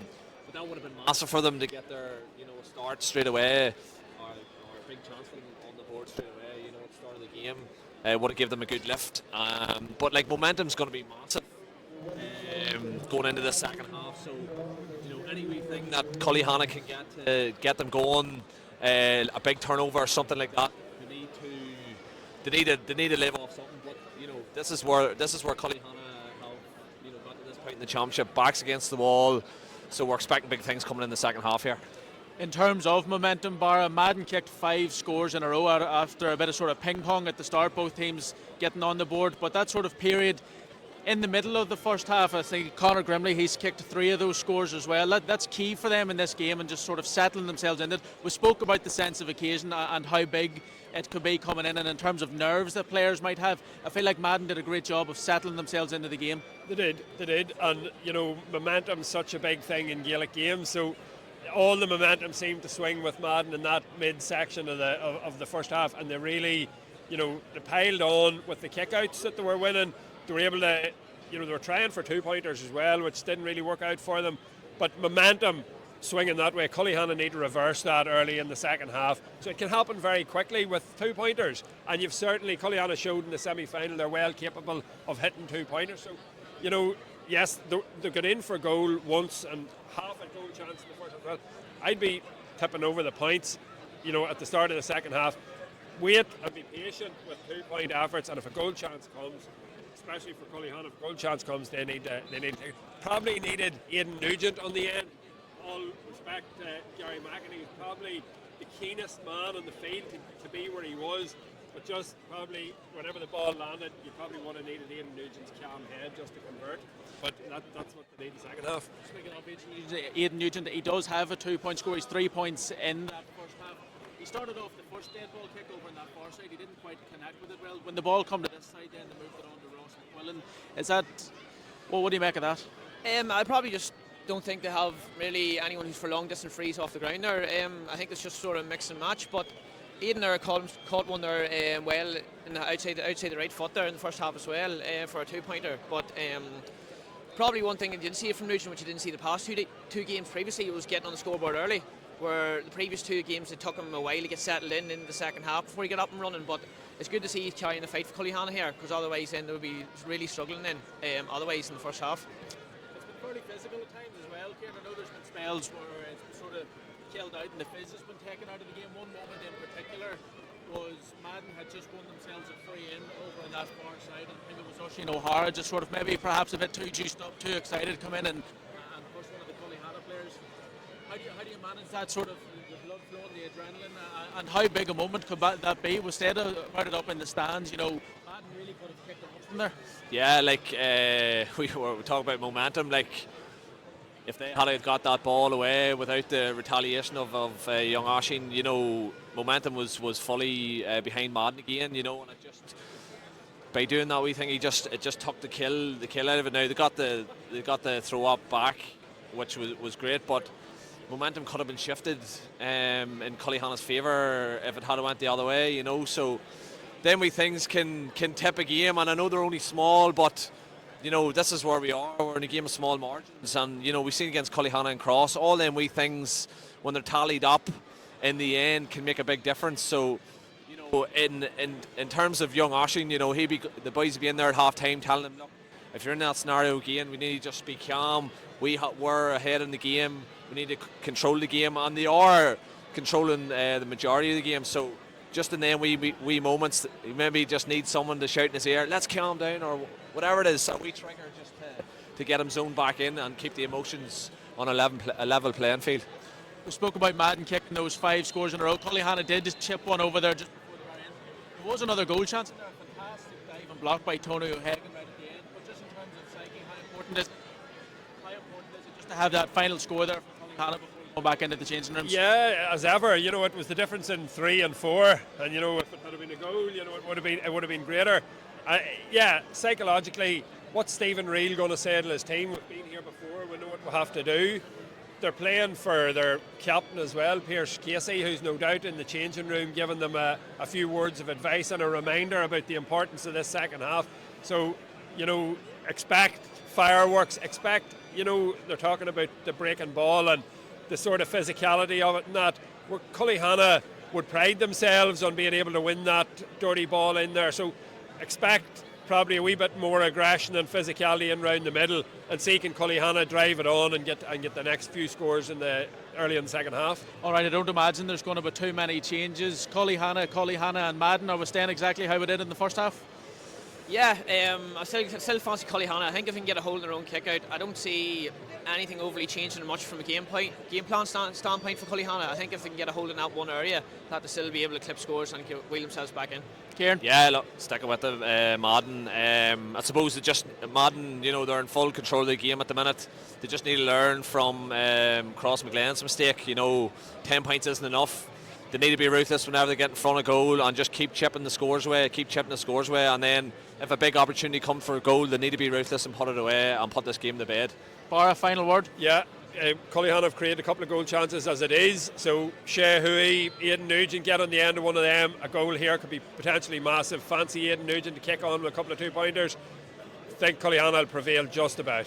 All right, well, there you have it, folks. The predictions remain as they were at the start of the match. 6 points between the sides at the half-time break. We know Cullyhanna's tendency to come back during this championship. Do Madden have it in the tank to hold on? 30 minutes to decide where the Jerry Fagan Cup goes for 2025. It's going to a new home. We'll know that much. We're going to throw it back up now to our commentary team of Kieran Lynch and Callum O'Neill.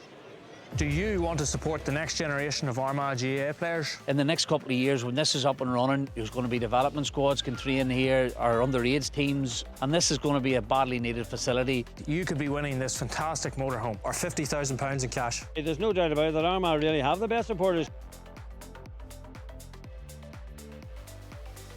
This is going to be for everybody in Armagh. It's going to benefit all the teams and all the codes in Armagh. What would you use this motorhome for? Concerts, matches, trips away? Tickets are available from as little as £2 on winwitharmaggaa.com. All proceeds from this competition will go straight into the development of our new facility supported down. Head over to the website to get your tickets now. Best luck. Thanks very much there to Michael and the lads going through that first half of action. Callum, we were talking amongst ourselves there off air. Look, of course, Madden 6-point lead is a great position for them to be in. They've played very well this first half, but you just feel, perhaps maybe more so than any other side in Armagh, if a team can be 6 points down and not be overly panicked, not be overly worried, it is Cullyhanna. Yeah, you can't write them off. We've seen time after time what they can do. They'll be believing themselves coming back out for the second half, and likewise Madden will be very wary of not taking the foot off the gas. This game is far from done. Especially, as I said, with the new rules, and Cullyhanna have 2-point shooters, Jason Duffy, Aidan Nugent in particular, serious threats around there. So yeah, look, we're in for a good second half. Certainly Madden will be trying to get a good start and stretch out that lead even further. Yeah, no doubt about it. Look, we've been very impressed with Madden. Of course, we've talked about it at length. None of these players from Madden have ever played in a game of this magnitude. Obviously, maybe outside of Niall Grimley. Of course, outside of Niall Grimley, but at the club level, certainly, none of them have ever played in a game of this magnitude. But they're so composed on the ball. They're not letting the occasion get to them. Is there a worry, though? 10 minutes to go, Madden are 3 or 4 up. We all know, as we touch, what Cullyhanna can do. Maybe nerves do come into for Madden. Is that something you could see happening? Yeah, we've seen going down the stretch against Clonerne that they maybe get a wee bit jittery coming into their, potentially first final. Same thing might happen here. If they are in front, the nerves might just get the better of them, especially if the game is tight. It'll certainly be interesting to see how they deal with that if Cullyhanna start to get a bit of a run, which no doubt they will. The game ebbs and flows. No doubt Cullyhanna are going to get a purple patch here. How Madden manage that is going to be key to the second half. Yeah, and just as we get underway for the second half, of course, on Championship Final Day here in Armagh, it'd be remiss of me not to mention Paddy Grimley, who commentated on the 2023 final. Paddy passed away a short time later, as we all know, the tragic circumstances in Madden, so he's all in our thoughts, especially as Madden here in the Championship Final. Madden have had a great first half, but it's Cullyhanna right on cue, perfect start for them. Got Ross McQuillan on the ball off his left foot and an early score for them to settle into the second half. And I suppose from a neutral point of view, Callum, that just sets us up lovely now for the next 30 minutes, doesn't it? Yeah, lovely start from Cullyhanna. They obviously put Ross over on that far side from the throw in for a reason. They got the break, shifted it over to him quickly, and a nice score off his weaker left foot there. Got one of the scores of the championship, of course, in that quarter-final against St. Peter's, a goal from 50 metres out. He meant it too, chipping the goalkeeper on that occasion. He won an Irish News All-Star on Friday night, Ross McQuillan, for his talents with Armagh during the year. Tried to do a bit of skill, but one man who's certainly been talented throughout the years, Darren McMullen, he gets his hands on the ball. He's fouled, but the referee's giving him advantage here as he builds out from the back. Out to Kieran Rafferty, the ball goes. Madden have options up the field here. down this left wing. Ball comes through. Shea Vallely's come up from the defence, gives to Sheridan, gets it back. And Madden perhaps just again settling things down. They're happy to keep the ball for long periods of time, certainly with the lead. And they'll want to get a response of their own to that Ross McQuillan score, which has got us up and running for the second half. Yeah, maybe, I suppose maybe we're saying it can be a strength and a weakness. This Madden, they're playing very slow all the time. It requires a lot of patience and allows Cullyhanna just to get back and set up. And a great defensive coach there, and Kieran McKeever, they're well set up. Great tackle from Mickey Murray, and they're away. Indeed. And now Cullyhanna are looking for options. They have a lot of men down this right wing. They seem to have something planned. They have nobody out in the left wing now as Gavin Duffy looks at it. Acres of space. Can they work it out to the right wing? They give it to Murray, the man who got that turnover. He gives it Jason Duffy. Duffy just took his eye off the ball, perhaps wasn't given a great pass, and Madden get the turnover. But just interesting there from Cullyhanna, because they had a chance on the break, but the ball went down the left wing, and the three men who they had kept up were all pushed over to the right wing. So whatever they had planned, they didn't come off for them there. Yeah, certainly maybe just trying to leave a bit of space. Obviously, they've got great pace in there. Gavin Duffy coming through. Good turnover. They get a turnover themselves. Very similar to the start of the first half here. Kieran very sloppy. Well, I say sloppy, but both teams putting a lot of good pressure on in round. Whenever they lose the ball, they're not just dropping off straight away. They're staying and fighting to get it back. Yeah, both sides working very hard off the ball. Cullyhanna know they're going to need a massive 30 minutes to turn this game around. But if there's one thing they've experience of, is doing just that. As we mentioned, 7 points down to 15 minutes to go against St. Peter's. They took that game to extra time and won it. Then the 9 points down against Crossmaglen inside the last 10 minutes. Somehow came back, kicked the last 10 points and won that game. But at the same time, as we touched on a lot, Madden set up very well defensively. They're not a team you want to fall too far behind against. And Cullyhanna now might just be starting to change the script. Can Keelan Reevy get the second score in quick succession? He goes to the ground. Referee says no foul committed. And that shot is going to drop well wide of the target as Reevy gets back to his feet. And that is a chance squandered from Cullyhanna's point of view. Yeah, if he had just taken a second or half a second a wee bit earlier, could have had a cleaner strike on it. Funny, as they were setting up attack, I seen him hanging around the outside. I thought, well, I haven't seen a whole pile of him for a man who done very well in the semi-final and is often very well involved for Cullyhanna. Yeah, great move there, came back in the loop round again, past Jason Duffy, but should have just knocked that over the bar. This one goes right down the middle. Niall Grimley wants his hands on it. He's battling with Savage. The ball goes to the ground, and Madden get the free. And Grimley wastes no time, spots his cousin Connor. Get two men down the middle. Absolutely, again, the runners coming from deep has been what's hurting Cullyhanna so far in this game. Kieran Rafferty, can he settle himself here? Kick 3 points against Cullyhanna in that opening match. Ball goes to Dylan Crilly. Conor Grimley, he'll give it a go on the right foot. Conor Grimley, half yard of space, but snatched at it there and sent wide of the near post. Yeah, again, if they had moved the ball a wee bit faster first time round, they had a better chance of a shot.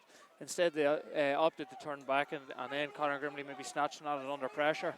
Ross McQuillan indeed is free here, and Carher gets a perfect kick, and now he's on the counter-attack. He's got option here to his left. Keelan Reevy's wide open. He's going to get the ball. Can he get the shot away? Madden close that gap though. Back to McQuillan it goes. Has he got any energy left in the tank? Gives a hooey, and Cullyhanna just have to recycle this back out. Credit to Madden there, they defended that well because it looked dangerous, but they got pressure on the ball at the key time and have forced Cullyhanna back out now, who have to reset their attack. Yeah, I'm not sure. I think it was maybe Peter Loppin and left his man on the inside to come out and tag Keelan Reevy just as he was collecting the ball. Great hit, no foul, just stood him up very well. Great contact. And Cullyhanna forced gives Duffy. Can he get the shot away on his right foot here? Jason Duffy gonna give it a go. Instead, passes it off. Chance here. Will he get it back? Should have just taken the shot. You feel there. Cullyhanna perhaps trying to work a goal. Gary Mackin could have just taken it on himself. Now goes for a more difficult chance. And has he got it? He has sent it over the bar. So we probably get away with one there a little bit, Gary Mackin. But all scores, of course, are worth the same. And that's another one for Cullyhanna. That's now 3 in a row, either side of half time by my count for them. And fairness to him, I think he was looking for Jason Duffy for the return. He tried to go again. Jason seemed to be stopped. And then he was sort of caught in two mains, but he took it around very well. Good bit of pace just to get around on the outside and clipped it over off the left. Cullyhanna again, they're just starting to work their way back in now. We're down to 4 points. They're certainly more dominant in the second half than they were in the last 10 minutes of the first. Who's going to get their hands on this? Duffy breaks it again. Cullyhanna getting joined the kickouts. Duffy broke it. Phelan Savage got the ball to Kieran McCooey. McCooey, one of those 4 players for Cullyhanna, playing in his 3rd senior championship final for them. They haven't yet got over the line, of course, in the county final. Can they pull their way back into this? Tony Donnelly's going for 2. It's got plenty of height on it, but it's going to drop short. Underneath it is Huey. He's kept it alive. Goal chance here for Huey. Over the bar. It's a score. It's a point. It's a 1-score game. But Huey could have rifled that into the roof of the net, and he very nearly did. Yeah, again, the new rules, 2-point shots dropping short. They're so dangerous in around there. Huey is very alive to that. Done well to turn his man. Obviously, he's just trying to go hard with it, and wherever it went, just flashed over the crossbar.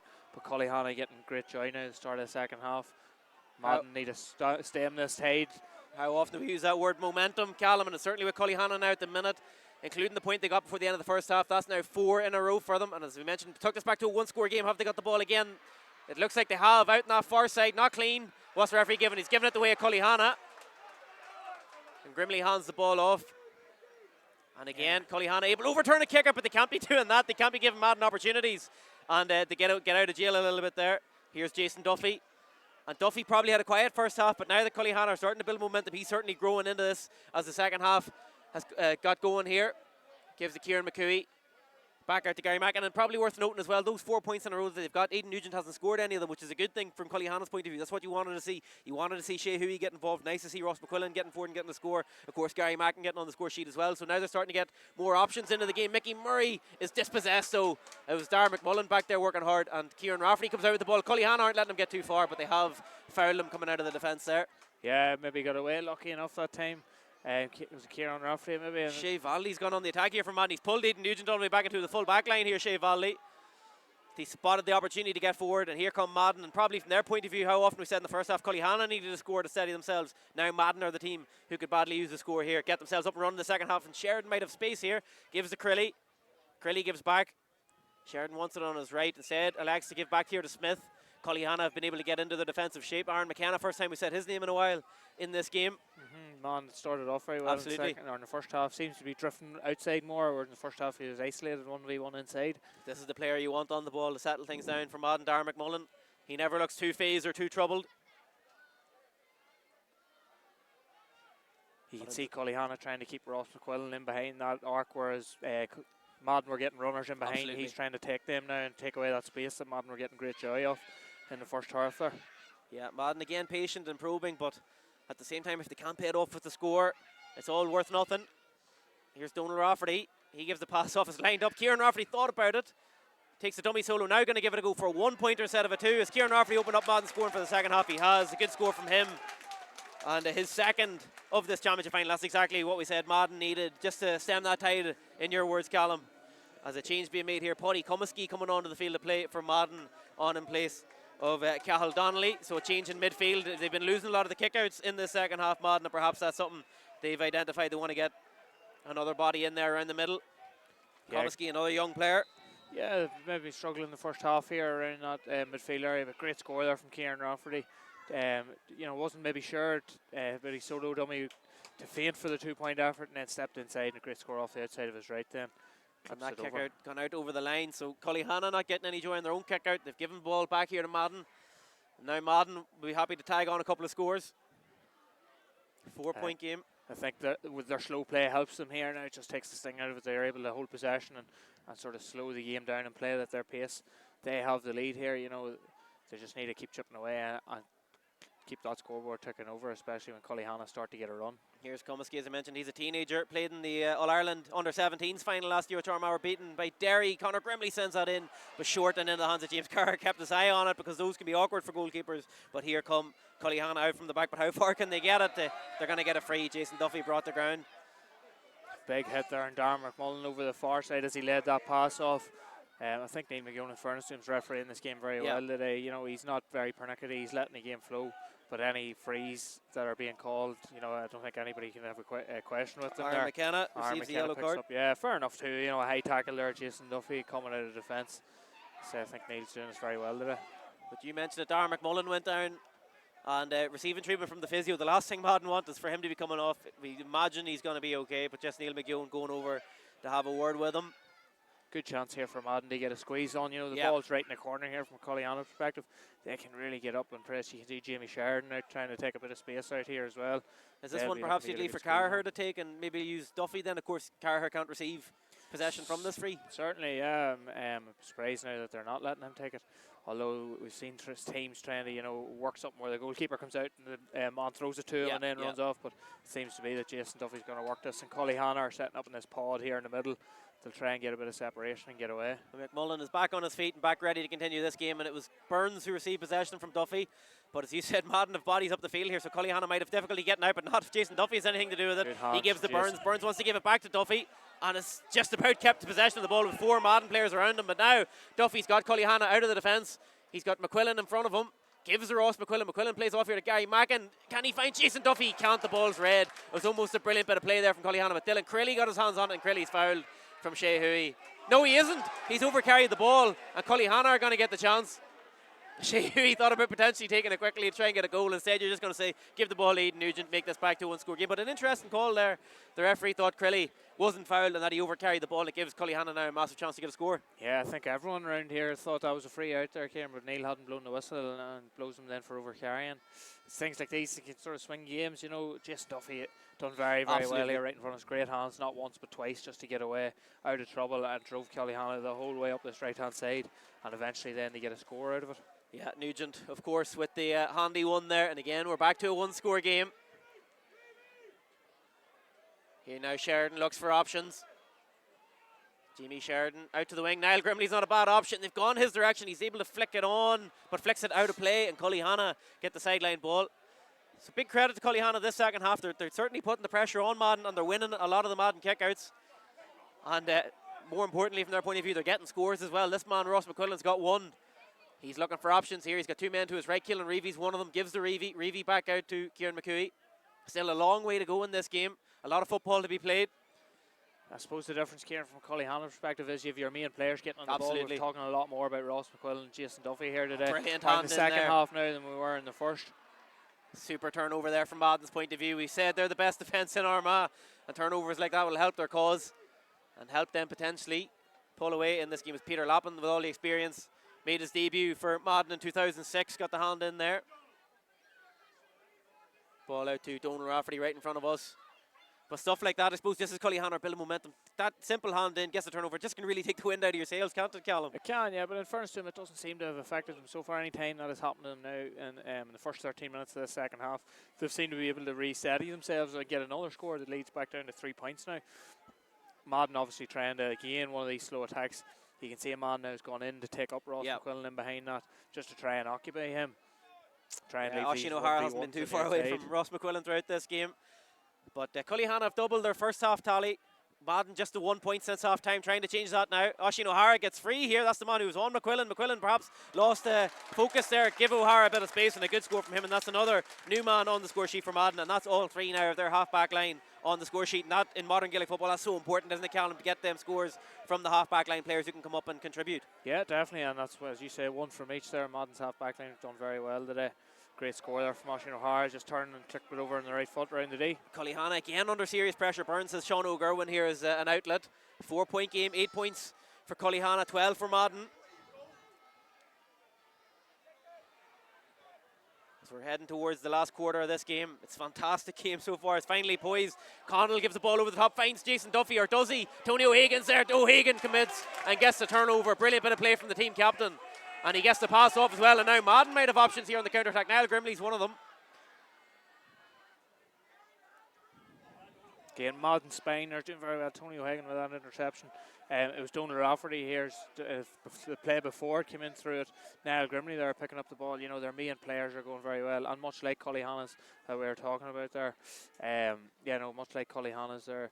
You know, their main players are stepping up in the second half. And that's what you want when you're in a county final. Yeah, heading towards the last quarter of this game. Who's got what left in the tank? At the risk of repeating ourselves over and over, we've seen Cullyhanna have been that team. They've been brilliant in the last quarter. They've come back from bigger deficits than this, but at the same time, Madden don't fancy giving away this lead. The Jerry Fagan Cup is within sight. This game was level at 2 points apiece early in the first half, but since then, Madden have been the team in the lead. And will they be the team in the lead when Neil McEwen blows his full-time whistle in just over 15 minutes? But at the moment, they're the team being patient. McMullen now on the ball. And I suppose, Callum, it's an obvious thing to say, but it's just silly mistakes, isn't it, that you want to avoid with the game in the melting pot. As McMullen's going to get his free. Brilliant bit of play from him. Just shows that bit of pace, that bit of drive to get forward. The hand comes in, and he's got his free. Perhaps 1 pointer is just going to be on the edge of a 2, but still a shooting opportunity for Madden and a chance to pull further ahead. And that all comes from that direct running from McMullen. Yeah, he's such a low centre of gravity. Once he goes at you, it's very hard to stop him around that arc. He's very good at attacking your shoulder and getting past you. He has such pace as well. You know, and Conor Grimley will be hoping to set this up now. But you know, he's got that 2-point effort in the start of the first half, but hasn't really tagged on the scoreboard after that. But he's involved in a lot of what Madden have been good at now in this throughout the game. Really, Conor Grimley interestingly going off the ground. You see Nathan Nugent miss this and Ross McQuillan in the first half. Sean Connell received a yellow card for that foul, but this is a big chance here for Conor Grimley to make this a 5-point game. Grimley, it's a 1-pointer, it's on the brink of a 2, and it's up and over the bar. Brilliant strike from him. Cool, calm and composed. A 4th of the game for Conor Grimley, and 13 points to 8 now. Madden lead in this game, and they've got now 3 of the last 4 points as well here, Callum. So perhaps we touched on it. Cullyhanna started the second half well, but now Madden have just steadied themselves into it, and they're starting perhaps to just wrestle back control of this game. Yeah, again, Cullyhanna maybe a few just misplaced passes when they were on the attack, and it swings the game. Madden are clinical on the other end. Pushing the back from Cullyhanna gives Madden a free, and Madden take it quickly with the solo and go. Conor Grimley gives the pass off. Niall Grimley spills possession. It's going to stay alive here though from Madden out towards that right wing, and they've got options here. Darren McMullen's one of them. McMullen will give it a go on the left, and McMullen, he's earned that score, and the Madden crowd around the box athletic grounds can feel it. They're getting closer and closer and closer to a first ever Jerry Fagan Cup. Or will there be more twists and turns in the next 13 minutes plus stoppage time? A 6-point game now, as it was at half time. 14-8 Madden lead. Shea Huey gets his team out of jail there, but gets the kick out and gives the ball inside. It's a 1v1. Reevy is fouled there by Dylan Crilly, and it's going to be an opportunity for Cullyhanna to quickly get a response, which they badly needed. Very good from Cullyhanna, good response, just as you say, exactly what they needed. Shea Huey done very well there to hold off his man, win that kick out, and instead of taking the mark and slowing the play down, he turned and give a first time ball into Caelan Reevy, and Nathan Nugent should tap this over the bar just to take them back now with 13 minutes left in normal time. Aidan Nugent, you can hear it in the crowd. Sometimes, perhaps, Callum, it's not your day, and from Aidan Nugent's point of view, you can't afford too many more misses like that. That one swung wide of the far post, and maybe just a little bit too casual from Nugent. You know, it's hard to be critical of him the year he's had and how well he's played, but in such a key moment there, sends it wide of the target, and that'll do Madden no harm in terms of giving them more confidence to see this game out. Jimmy Sheridan bombs it high and long. Niall Grimley's underneath. It's over his head, but it comes through for Comiskey. Comiskey can't take it though, and Cullyhanna have it with Kieran McCooey. He's fouled, and it's a 1v1. Nugent's inside up against Valley. Gary Mackin on the ball. Will he give the Nugent? He will. Nugent's going to take his man on, goes for one for the camera shots, and that is well wide of the target. And perhaps frustration showing there from Nugent after the last miss, going for one from an impossible angle, and sent well wide of the target. And again, you can probably hear it coming through your screens, folks. The Madden supporters around us, happy to see that. Yeah, I'm sure he's being let know about it by Shea Valley and his teammates there as well. Look, he's a confidence player. He's not afraid to keep shooting. We've seen that in the semi-final. But some days you just maybe need to turn that one down. It's a tricky shot coming off the wrong side. Sheridan looks for Niall Grimley. Duffy breaks it, but it's going to be Madden ball here. Kieran Rafferty. It's Duffy against Grimley, two county stars, two men who played a lot of football in the middle of the park in the orange and white this year up against each other. Neither man really taking anything clean, but it's that breaking ball, that dirty ball, which is so important, and it was Madden who won it on that occasion. Cullyhanna won it from the last kicker, but weren't able to pay it off with the score. What can Madden do with it here? Darren McMullen comes down the left wing. Again, what a tough day it's been for Gary Mackin trying to keep up with this man. He gives it Conor Grimley. Will Grimley go on here? He's been forced wide. Cullyhanna have defended that well, but they give him a chance here on the right foot, and the Madden supporters respond to that. Brilliant score from Conor Grimley, and he now is starting to really have a massive impact on this game in the second half. As those two players, Darren McMullen to Conor Grimley, and they are the men who are really stepping up now for Madden when this game's in the melting pot. And now it's a 7-point lead, and is this too much of a mountain to climb for Cullyhanna? Yeah, as you say, Kieran, 12 points on Madden are average conceding throughout the championship. It doesn't look like their Cullyhanna seem to be breaking out at the minute. Now, as I say, they've had a strong last 10 minutes in all their championship games so far.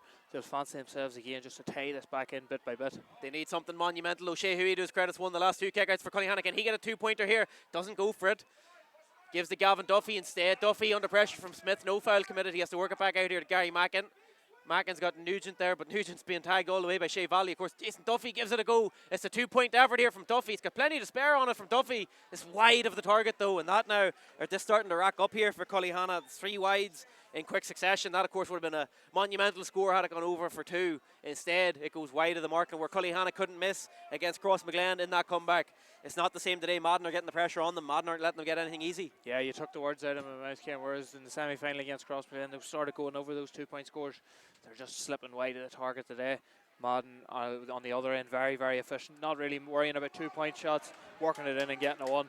I thought this man's really come into it in the second half. Donal Rafferty's drove him forward really well from 6. Oh, good turnover there from Phelim Savage, read that well. Although Madden keep the bodies up here, keep the press on, and they've got the ball in the hands now. Mickey Murray. Good commitment there from Phelim Savage to get that turnover, and it looked like Madden potentially were going to get another score on the board. And Tony O'Hagan takes his man to ground out on the far side. It's going to be Cullyhanna ball. But perhaps we're seeing the reverse throughout the year. We've seen Cullyhanna finish strong. It's been Madden who've been finishing strong. What a ball that is to Shea Huey. Huey clips it over the keeper's head and clips it over the bar. It's a point. But that oh so nearly was a goal, Callum. And you just worry from Jamie Sheridan's point of view. You got caught in no man's land there. Huey, a danger man for Cullyhanna, of course, got the goal in the semi-final. What a score that would have been potentially for Cullyhanna had gone over. It's 15 points to 8, or sorry, 15 points to 9. The scoreboard's wrong here in the athletic grounds. They tagged on another one for Madden. It's 15-9. The score. Yeah, Jimmy Sheridan really caught in no man's land there. Shea Huey was trying to go for the goal, just got a wee bit too much on it. Good pressure, must be said, from Peter Lappin. Never gave up the ghost. But those are the scores you need. Maybe on a championship day that go under the bar instead of over. Cullyhanna have overturned the kick out. Savage didn't take it clean, but it broke to Ross McQuillan. Now Savage has it. Cullyhanna know the impetus is on. 6-point game. 8 minutes of normal time to go. They're going to have to land a couple of 2-pointers, you feel. They might have to hit the net, which Shea Huey very nearly did. Madden, though, just need to stay disciplined defensively. Can't be giving away frees. Cross McGlenn give Cullyhanna the chances with the 2-point frees. Will Madden do the same? Here's Duffy. There's a lot of bodies around him. He's worked it out well at Gary Mackin. Mackin gives it a go on the left. As he snuck that in, it's very tight from here. He hasn't. It's gone wide. Mackin's appealing. He says it went over. It didn't. It's an 8th wide from Cullyhanna's point of view, and it's a 4th from their last 5 shots. Yeah, it just slips just over the post almost, or if not outside of it. Gary Mackin off his stronger left foot. You thought he would have had it. Maybe snatched it a wee bit, had a wee bit more time maybe to take it on. Cullyhanna really need a score just to settle themselves. They've saved maybe 2 or 3 minutes out of time. 10 minutes to go today. Really need to start tying this back. Every ball so crucial, and the number 14, Niall Grimley, has been the intended target in the second half, and why? That's why, because he claims one out of the sky, and now Joe Sheridan's free. He's going to get possession of the ball. He's got runners to his right here, Joe Sheridan. He might go for himself on the right foot. Joe Sheridan, it's another score for Madden. You see it all came. Niall Grimley won the kick out and Sheridan paid it off. Kieran, one end, Cullyhanna are missing those chances. Madden don't do the same. Really good score, excellent fetch from Niall Grimley, just as you want coming down into the closing stages of county final. He maybe hasn't got his hands on as much ball as he would have liked today, but exactly what you want from him coming in. One of the real leaders in the team, the man with the most experience. Yeah, when the pressure's really on, Grimley has stepped up there. What can Cullyhanna do in their own kickouts? It's a slip on the far side, and it gives possession right back to Madden. The referee hasn't blown his whistle, but Madden get the turnover now. He's surely going to give a free. Jason Duffy's committed a foul, but there's options here. Darren McMullen's wide open. McMullen surely just clip over the score here, will he? Or he gives the pass off. Will they go for goal and try and put this game to bed? They just fist it up and over the bar, and why not? Adds another score to their lead. It's Aaron McKenna who finished it off, and this now is an 8-point game. And perhaps, it was said during the week, perhaps it was unsustainable for Cullyhanna to keep coming back in these games late on, and perhaps their luck is just running out, and Madden more clinical in this game. They're not letting this Jerry Fagan Cup slip through their fingers. Yeah, they're doing very, very well here. You know, good purple patch of their own. Cullyhanna had at the start of the second half. Madden have come into their own now towards the finish here. Just being really, really clinical, making good decisions on the ball. Darren McMullen slips it over there. Could have played it and tried to force a goal. Instead, just slipped the lead out to 8 points. Owen Grimley has come on there. That was Aaron McKenna's last involvement in the game. He takes his place on the bench. So a round of applause from the Madden men in the dugout. And Madden have won another kick out. And this man, Tony O'Hagan's really stepped up in the second half. And Madden, they can sense it, can't they, Callum? They can look at the clock. They can look at the scoreboard. They know they're not too far away now from a first ever Jerry Fagan Cup in the club's history. Yeah, they can't stop playing at the same time either, Kieran. You know, they just need to keep the pressure on. Just keep doing what you're doing. You know, it's working for you so far. Don't take the foot off the gas. Donald Rafferty gives down the corner. This man won't take his foot off the gas. McMullen, is he being fouled? The referee says no, but McMullen swings a leg at it, and then there's Comiskey. Carragher's on the ground. The ball bounces, and Cathal Burns gets it off the line. It never crossed the line. It was sketchy in there, to say the least, from the Cullyhanna full back line. Comiskey nearly forced home a goal. Carragher nearly knocked it into his own net. Cathal Burns kept it off the line, and McQuillan carries it out over the line, and that is just indicative of what's happening in this second half. It's not happening for Cullyhanna, it is happening for Madden, and they're celebrating that sideline ball like another score. It really is, especially when it's one of Cullyhanna's talisman, Ross McQuillan, trying to come out. Great work, must be said, from Cathal Burns to take that off the line. I think it was, I'm not sure who that was, following in a loose ball anyway. Comiskey for Madden. There you go, followed it in. You always get a chance with those shots dropping short, but great work from Cathal Burns to get it off. Madden again just gives them a chance to take the sting out of the game here. Caelan Reevy's going off. I think there's 2 changes in the Cullyhanna team there. Yeah, changes being made from Cullyhanna, trying to get fresh legs on here. Neil McCreesh has come in for Cullyhanna as one of the changes. You said Caelan Reevy making his way towards the bench. So what have they got in terms of fresh legs? The St. Patrick's men. Donica Gribben perhaps in as well. So 2 changes, 2 young players coming in for Cullyhanna, but such a monumental task now to overturn this 8-point gap. The minutes are ticking away. We thought the comeback against Crossmaglen was special. I think, Callum, it's fair to say at this stage it would be even more special if Cullyhanna can somehow pull this out of the fire, especially with how well Madden have controlled the circumstances of being in front in this game in the second half. They've managed the second half very well when Cullyhanna started to get a bit of a run on them. So we're able just to clip scores over the board. Conor Grimley came into it with 2 frees and a point. Aaron McKenna came in, Kieran Rafferty. They've had 8 different scorers across the day. A lot of those chipping in with 2 points or possibly even 3. So they're going very well today. Niall Grimley now to get us back up and running here from the sideline ball. Trying to find his cousin Conor Grimley. Good hand in from Sean O'Gorwin. Gives the ball. Neil McCreesh immediately gets hands on it just in off the bench. Sean O'Gorwin's under pressure from Niall Grimley. And Conor Grimley's done well though. Irwin gives the ball down the line. That's Phelim Savage.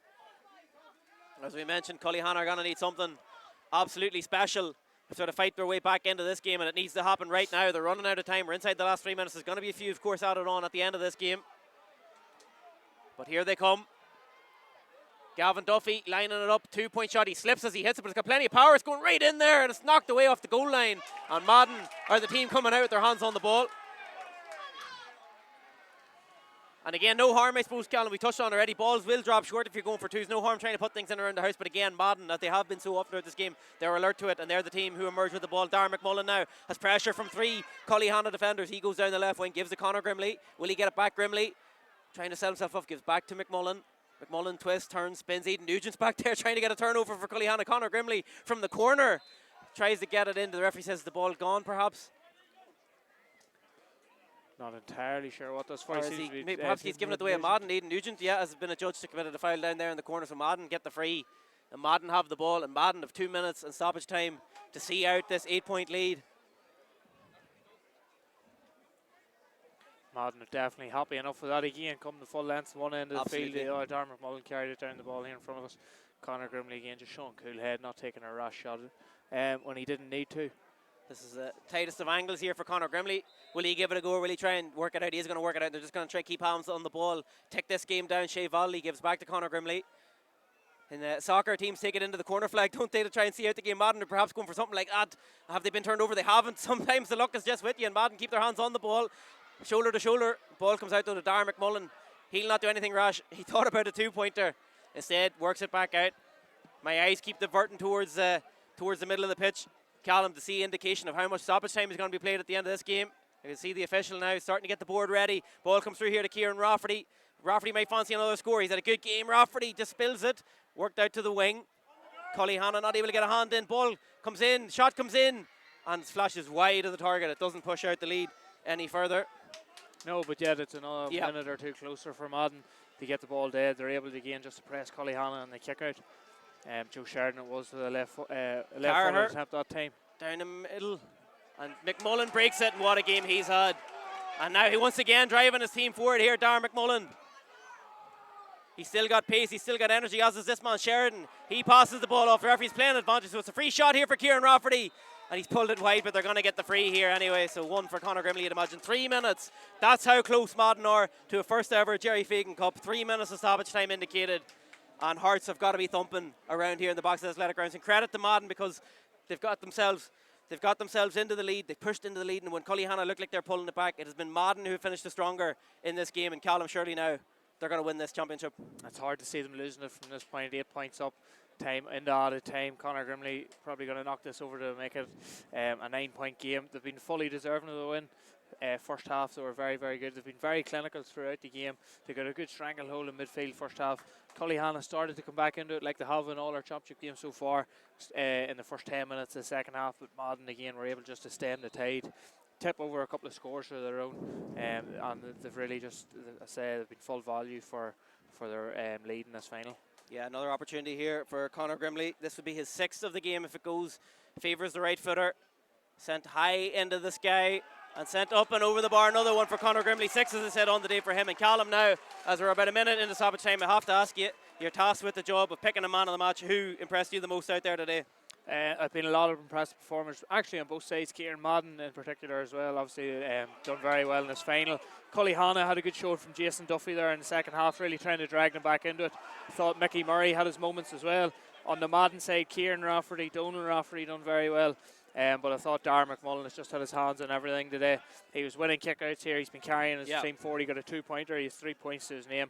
He's been involved in everything good that Madden have done. So it's probably safe to say Darren McMullen takes it today, standout performer. Yeah, congratulations to Darren McMullen, man of the match, and what a talent he is. What a prospect he is for Armagh in the coming years, and what a prospect he is for Madden.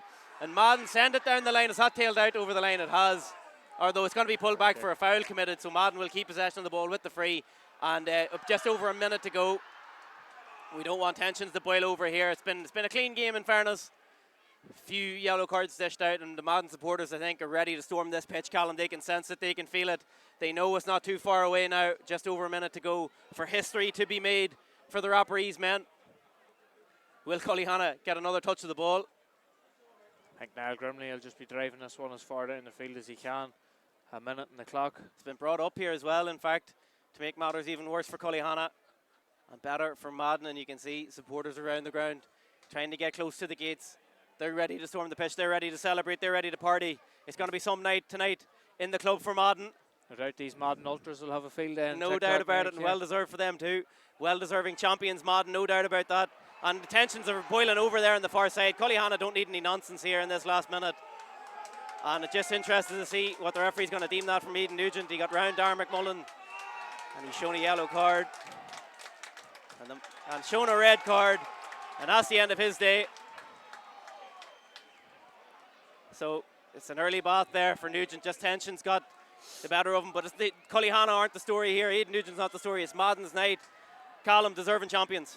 Definitely, you can't take nothing away from them. Control the game really well, start to finish. Faced down their first final in a long time with great composure, great control. Very, very good value for their win. Clinical on the scoreboard. And after all the community's been through over the past 3-4 years, Kieran, I don't think there's anybody really who'll begrudge Madden their win today. Conor Grimley goes for a 2-pointer. Why not to put the icing on the cake from Conor Grimley? He's got it. What a finish that is to this game from Madden. And surely now the referee's going to blow the whistle. The fans are already on the pitch a little bit. They need to get back in. We haven't got McEwen's final word here. 20 points to 9. Madden lead. Carraher takes the kick out. We're all waiting for McEwen to blow the whistle. The game's still on here. Donnelly's got it. It's an 11-point lead for Madden. What a night this is for Madden Rapparees. A night they'll never forget. Madden 20, Cullyhanna 9. McCooey sends another high ball in there and hope more than expectation. And it's Madden who emerge with the ball once again. The referee's giving him the mark here. Dylan Crilly with his hands on it. They just want to hear the full-time whistle. Everybody in this ground waiting on McEwen. We've played 4 minutes.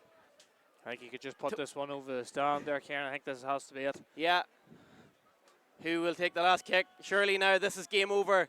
Surely Madden have done it. They have. Madden are county champions for the year 2025. A first ever Jerry Fagan Cup for the Rapparees. Beaten in 1998. A news article in the Irish News described Madden as minnows. Well, they're minnows no more. Tonight they are county champions. A community, a village hit by tragedy in 2023. Well, they rallied around each other. They rallied around this football club. And they rallied around the men who tonight will be heroes forevermore. First time champions, the best club team that Madden have ever produced. And well, worthy winners, 11 points. Callum, you can't begrudge them at all. And what scenes we're going to have here tonight? Definitely, congratulations, Madden. You said I don't think there's anybody who begrudge them their win after all they've been through. I think that's just the epitome of what the GAA is about, Kieran. After going through so much heartache and so much tragedy, to come out and gives the community a real lift. They'll really enjoy this win now over the next week.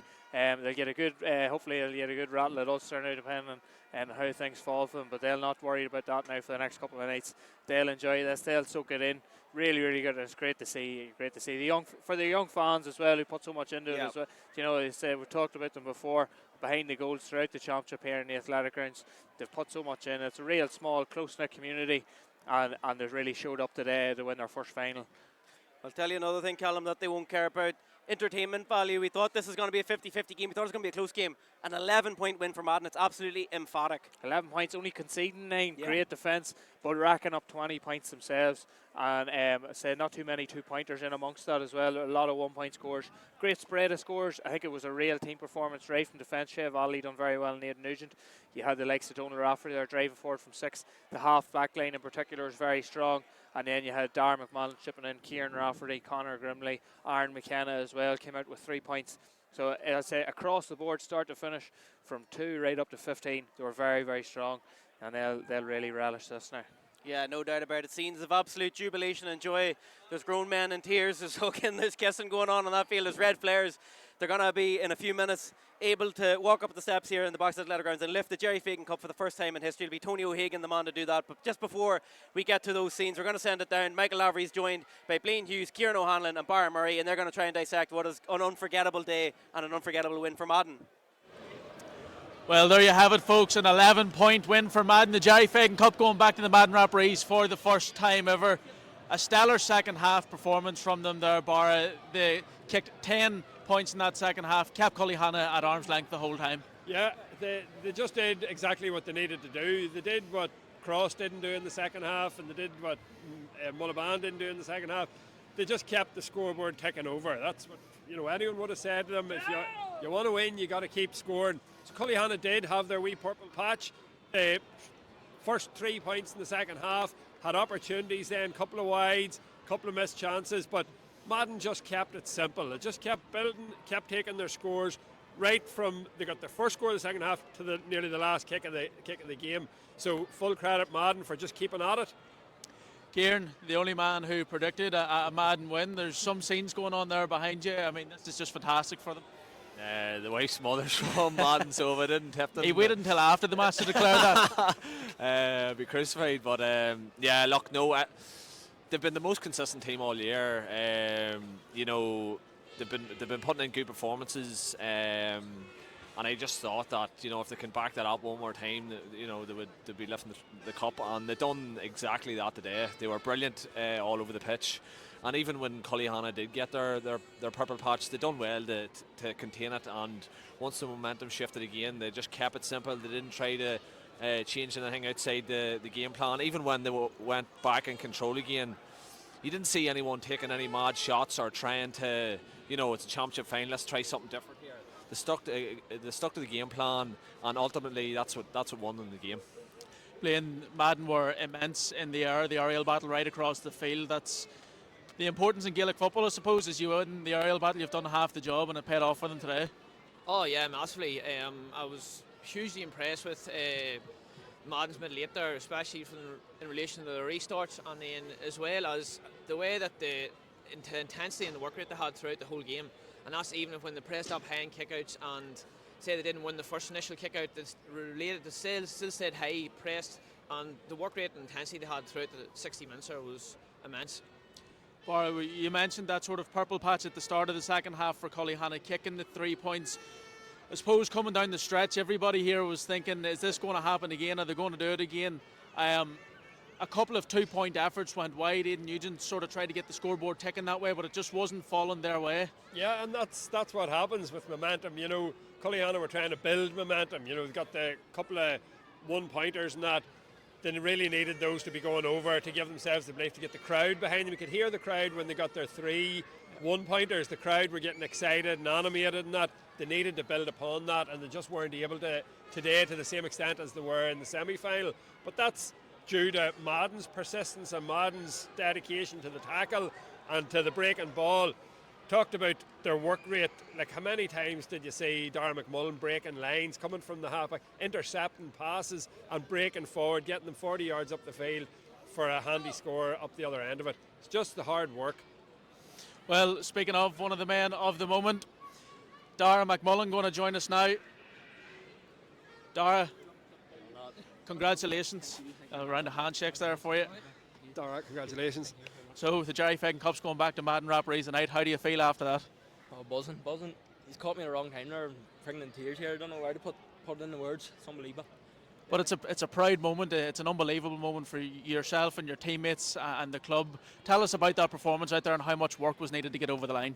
Yeah, it was similar to the semi-final. We knew had to be a 10 out of 10 performance. Like Cullyhanna, have came back from defeats the whole way through games. They come back there and they showed at the start of the second half that they started to come back in the game. But the night they got their wet ball, it was just coming down to breaking balls and who wanted it more. And I thought there in the end we definitely fought there the last 15 minutes. And thankfully, we came over the line. Barra was just mentioned just before you come over to us about your defensive efforts in there as well, just all over the pitch the whole time. Throughout the game, we've known about Cullyhanna's ability to come back into this game, but the lads were saying there you're able to just keep the scoreboard ticking.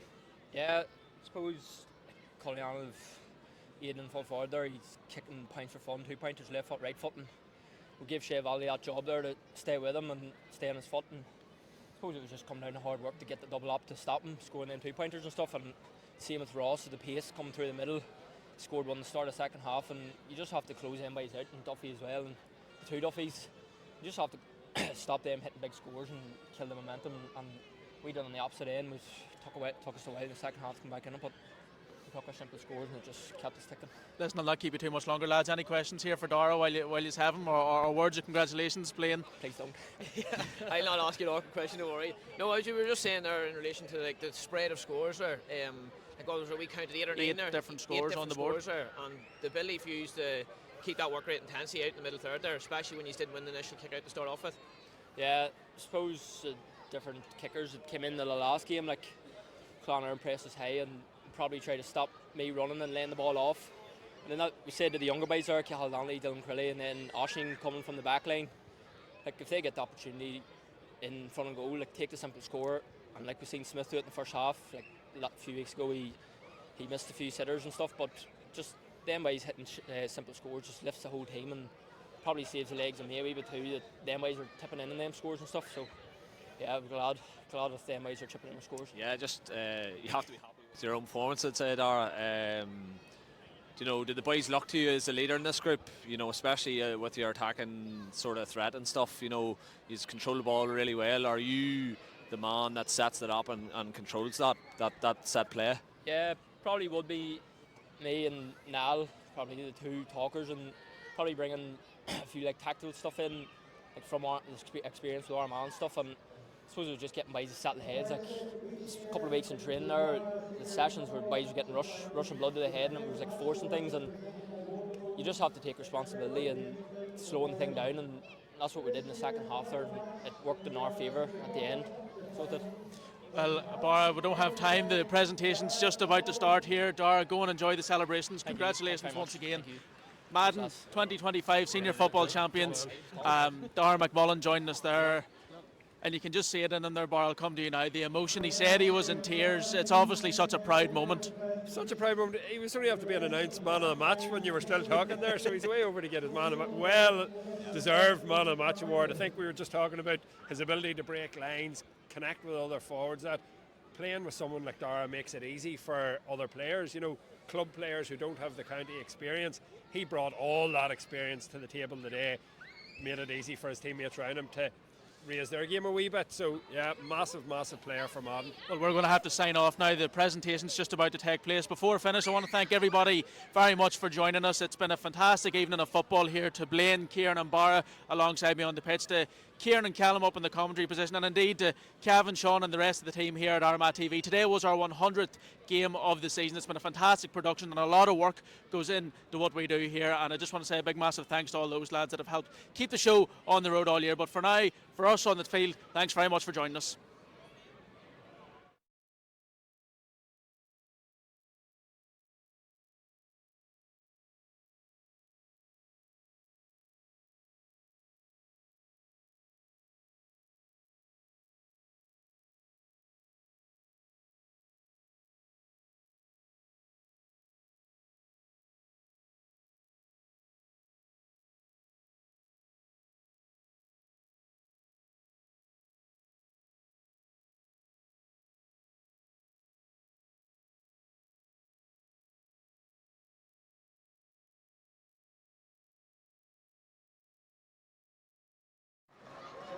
Michael.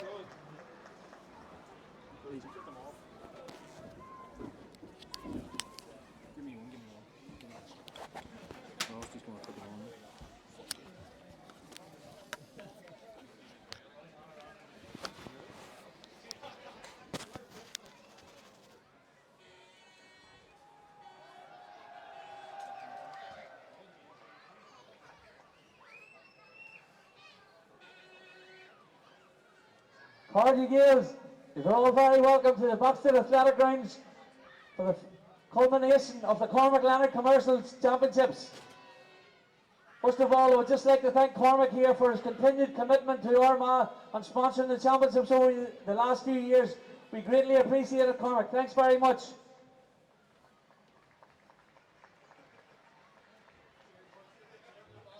Just want to thank the referee and his match officials and all the match officials throughout the championship. Without these guys, there was no game. So I just want to thank all the referees for whistled throughout the year. Well done. I just want to pay a particular thanks to our teammates over there on Armagh TV who provided a great service throughout the year for all the people who couldn't make it and the diaspora around the world. Well done, Armagh TV.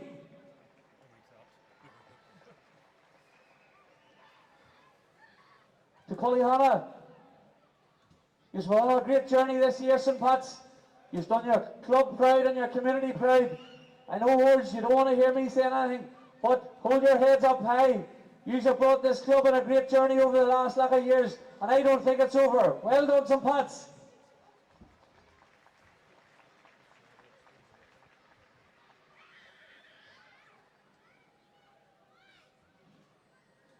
Madden referees, the Jerry Fagan Cup's heading to Madden tonight.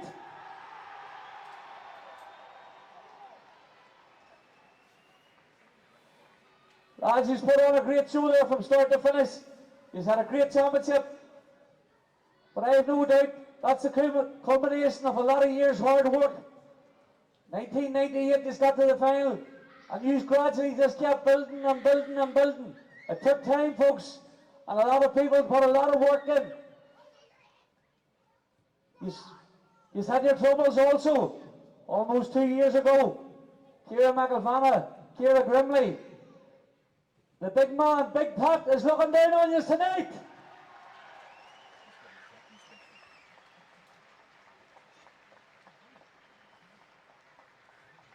Great credit to you as a club and a community, and I'd just like to wish you all the best representing Armagh going forward in the Ulster Championship. And it's a great privilege to hand over the Jerry Fagan Cup to the Madden captain, Tony O'Hagan.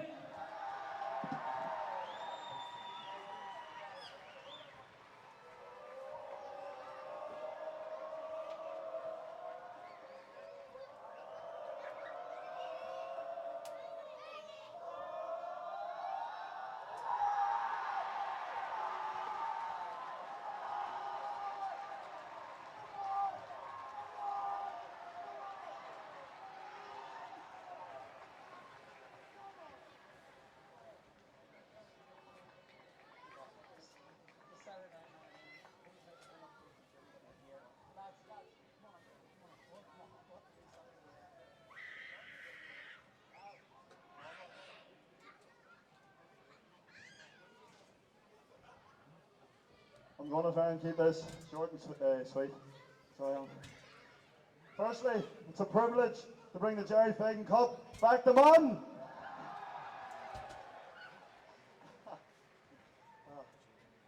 I'd like to thank the match officials, Cullyhanna.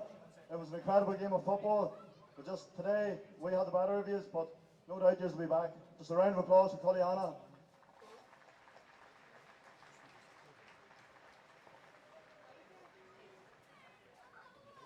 To the coaches, Mark, Adrian, Ronan and Kevy. Where do I start?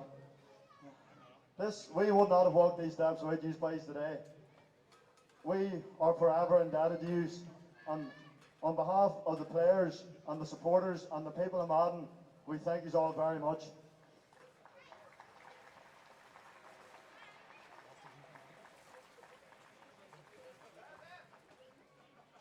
To the supporters and mainly to the ultras,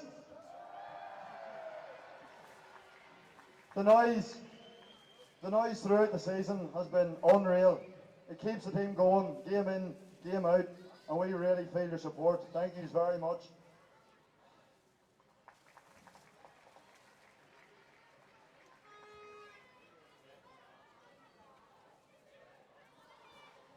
Come on, you boys in red.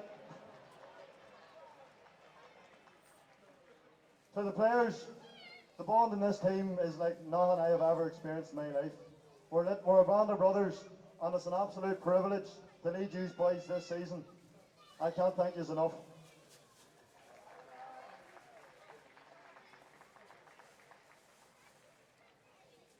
Just with it being so close to the second anniversary of the accident, we just all knew deep down how much this would mean. We really felt the presence of Patrick, Ciara, and no doubt they'll be smiling down on us today.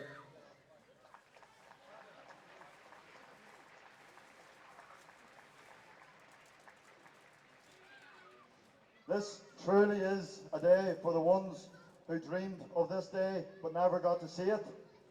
For the ones who kept faith, never gave up. For the ones who kicks the balls and dreams of days like this, your day will come.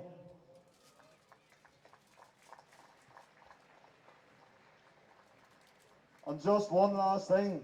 Shanty, I hope you've the club well stocked for the next 2 days.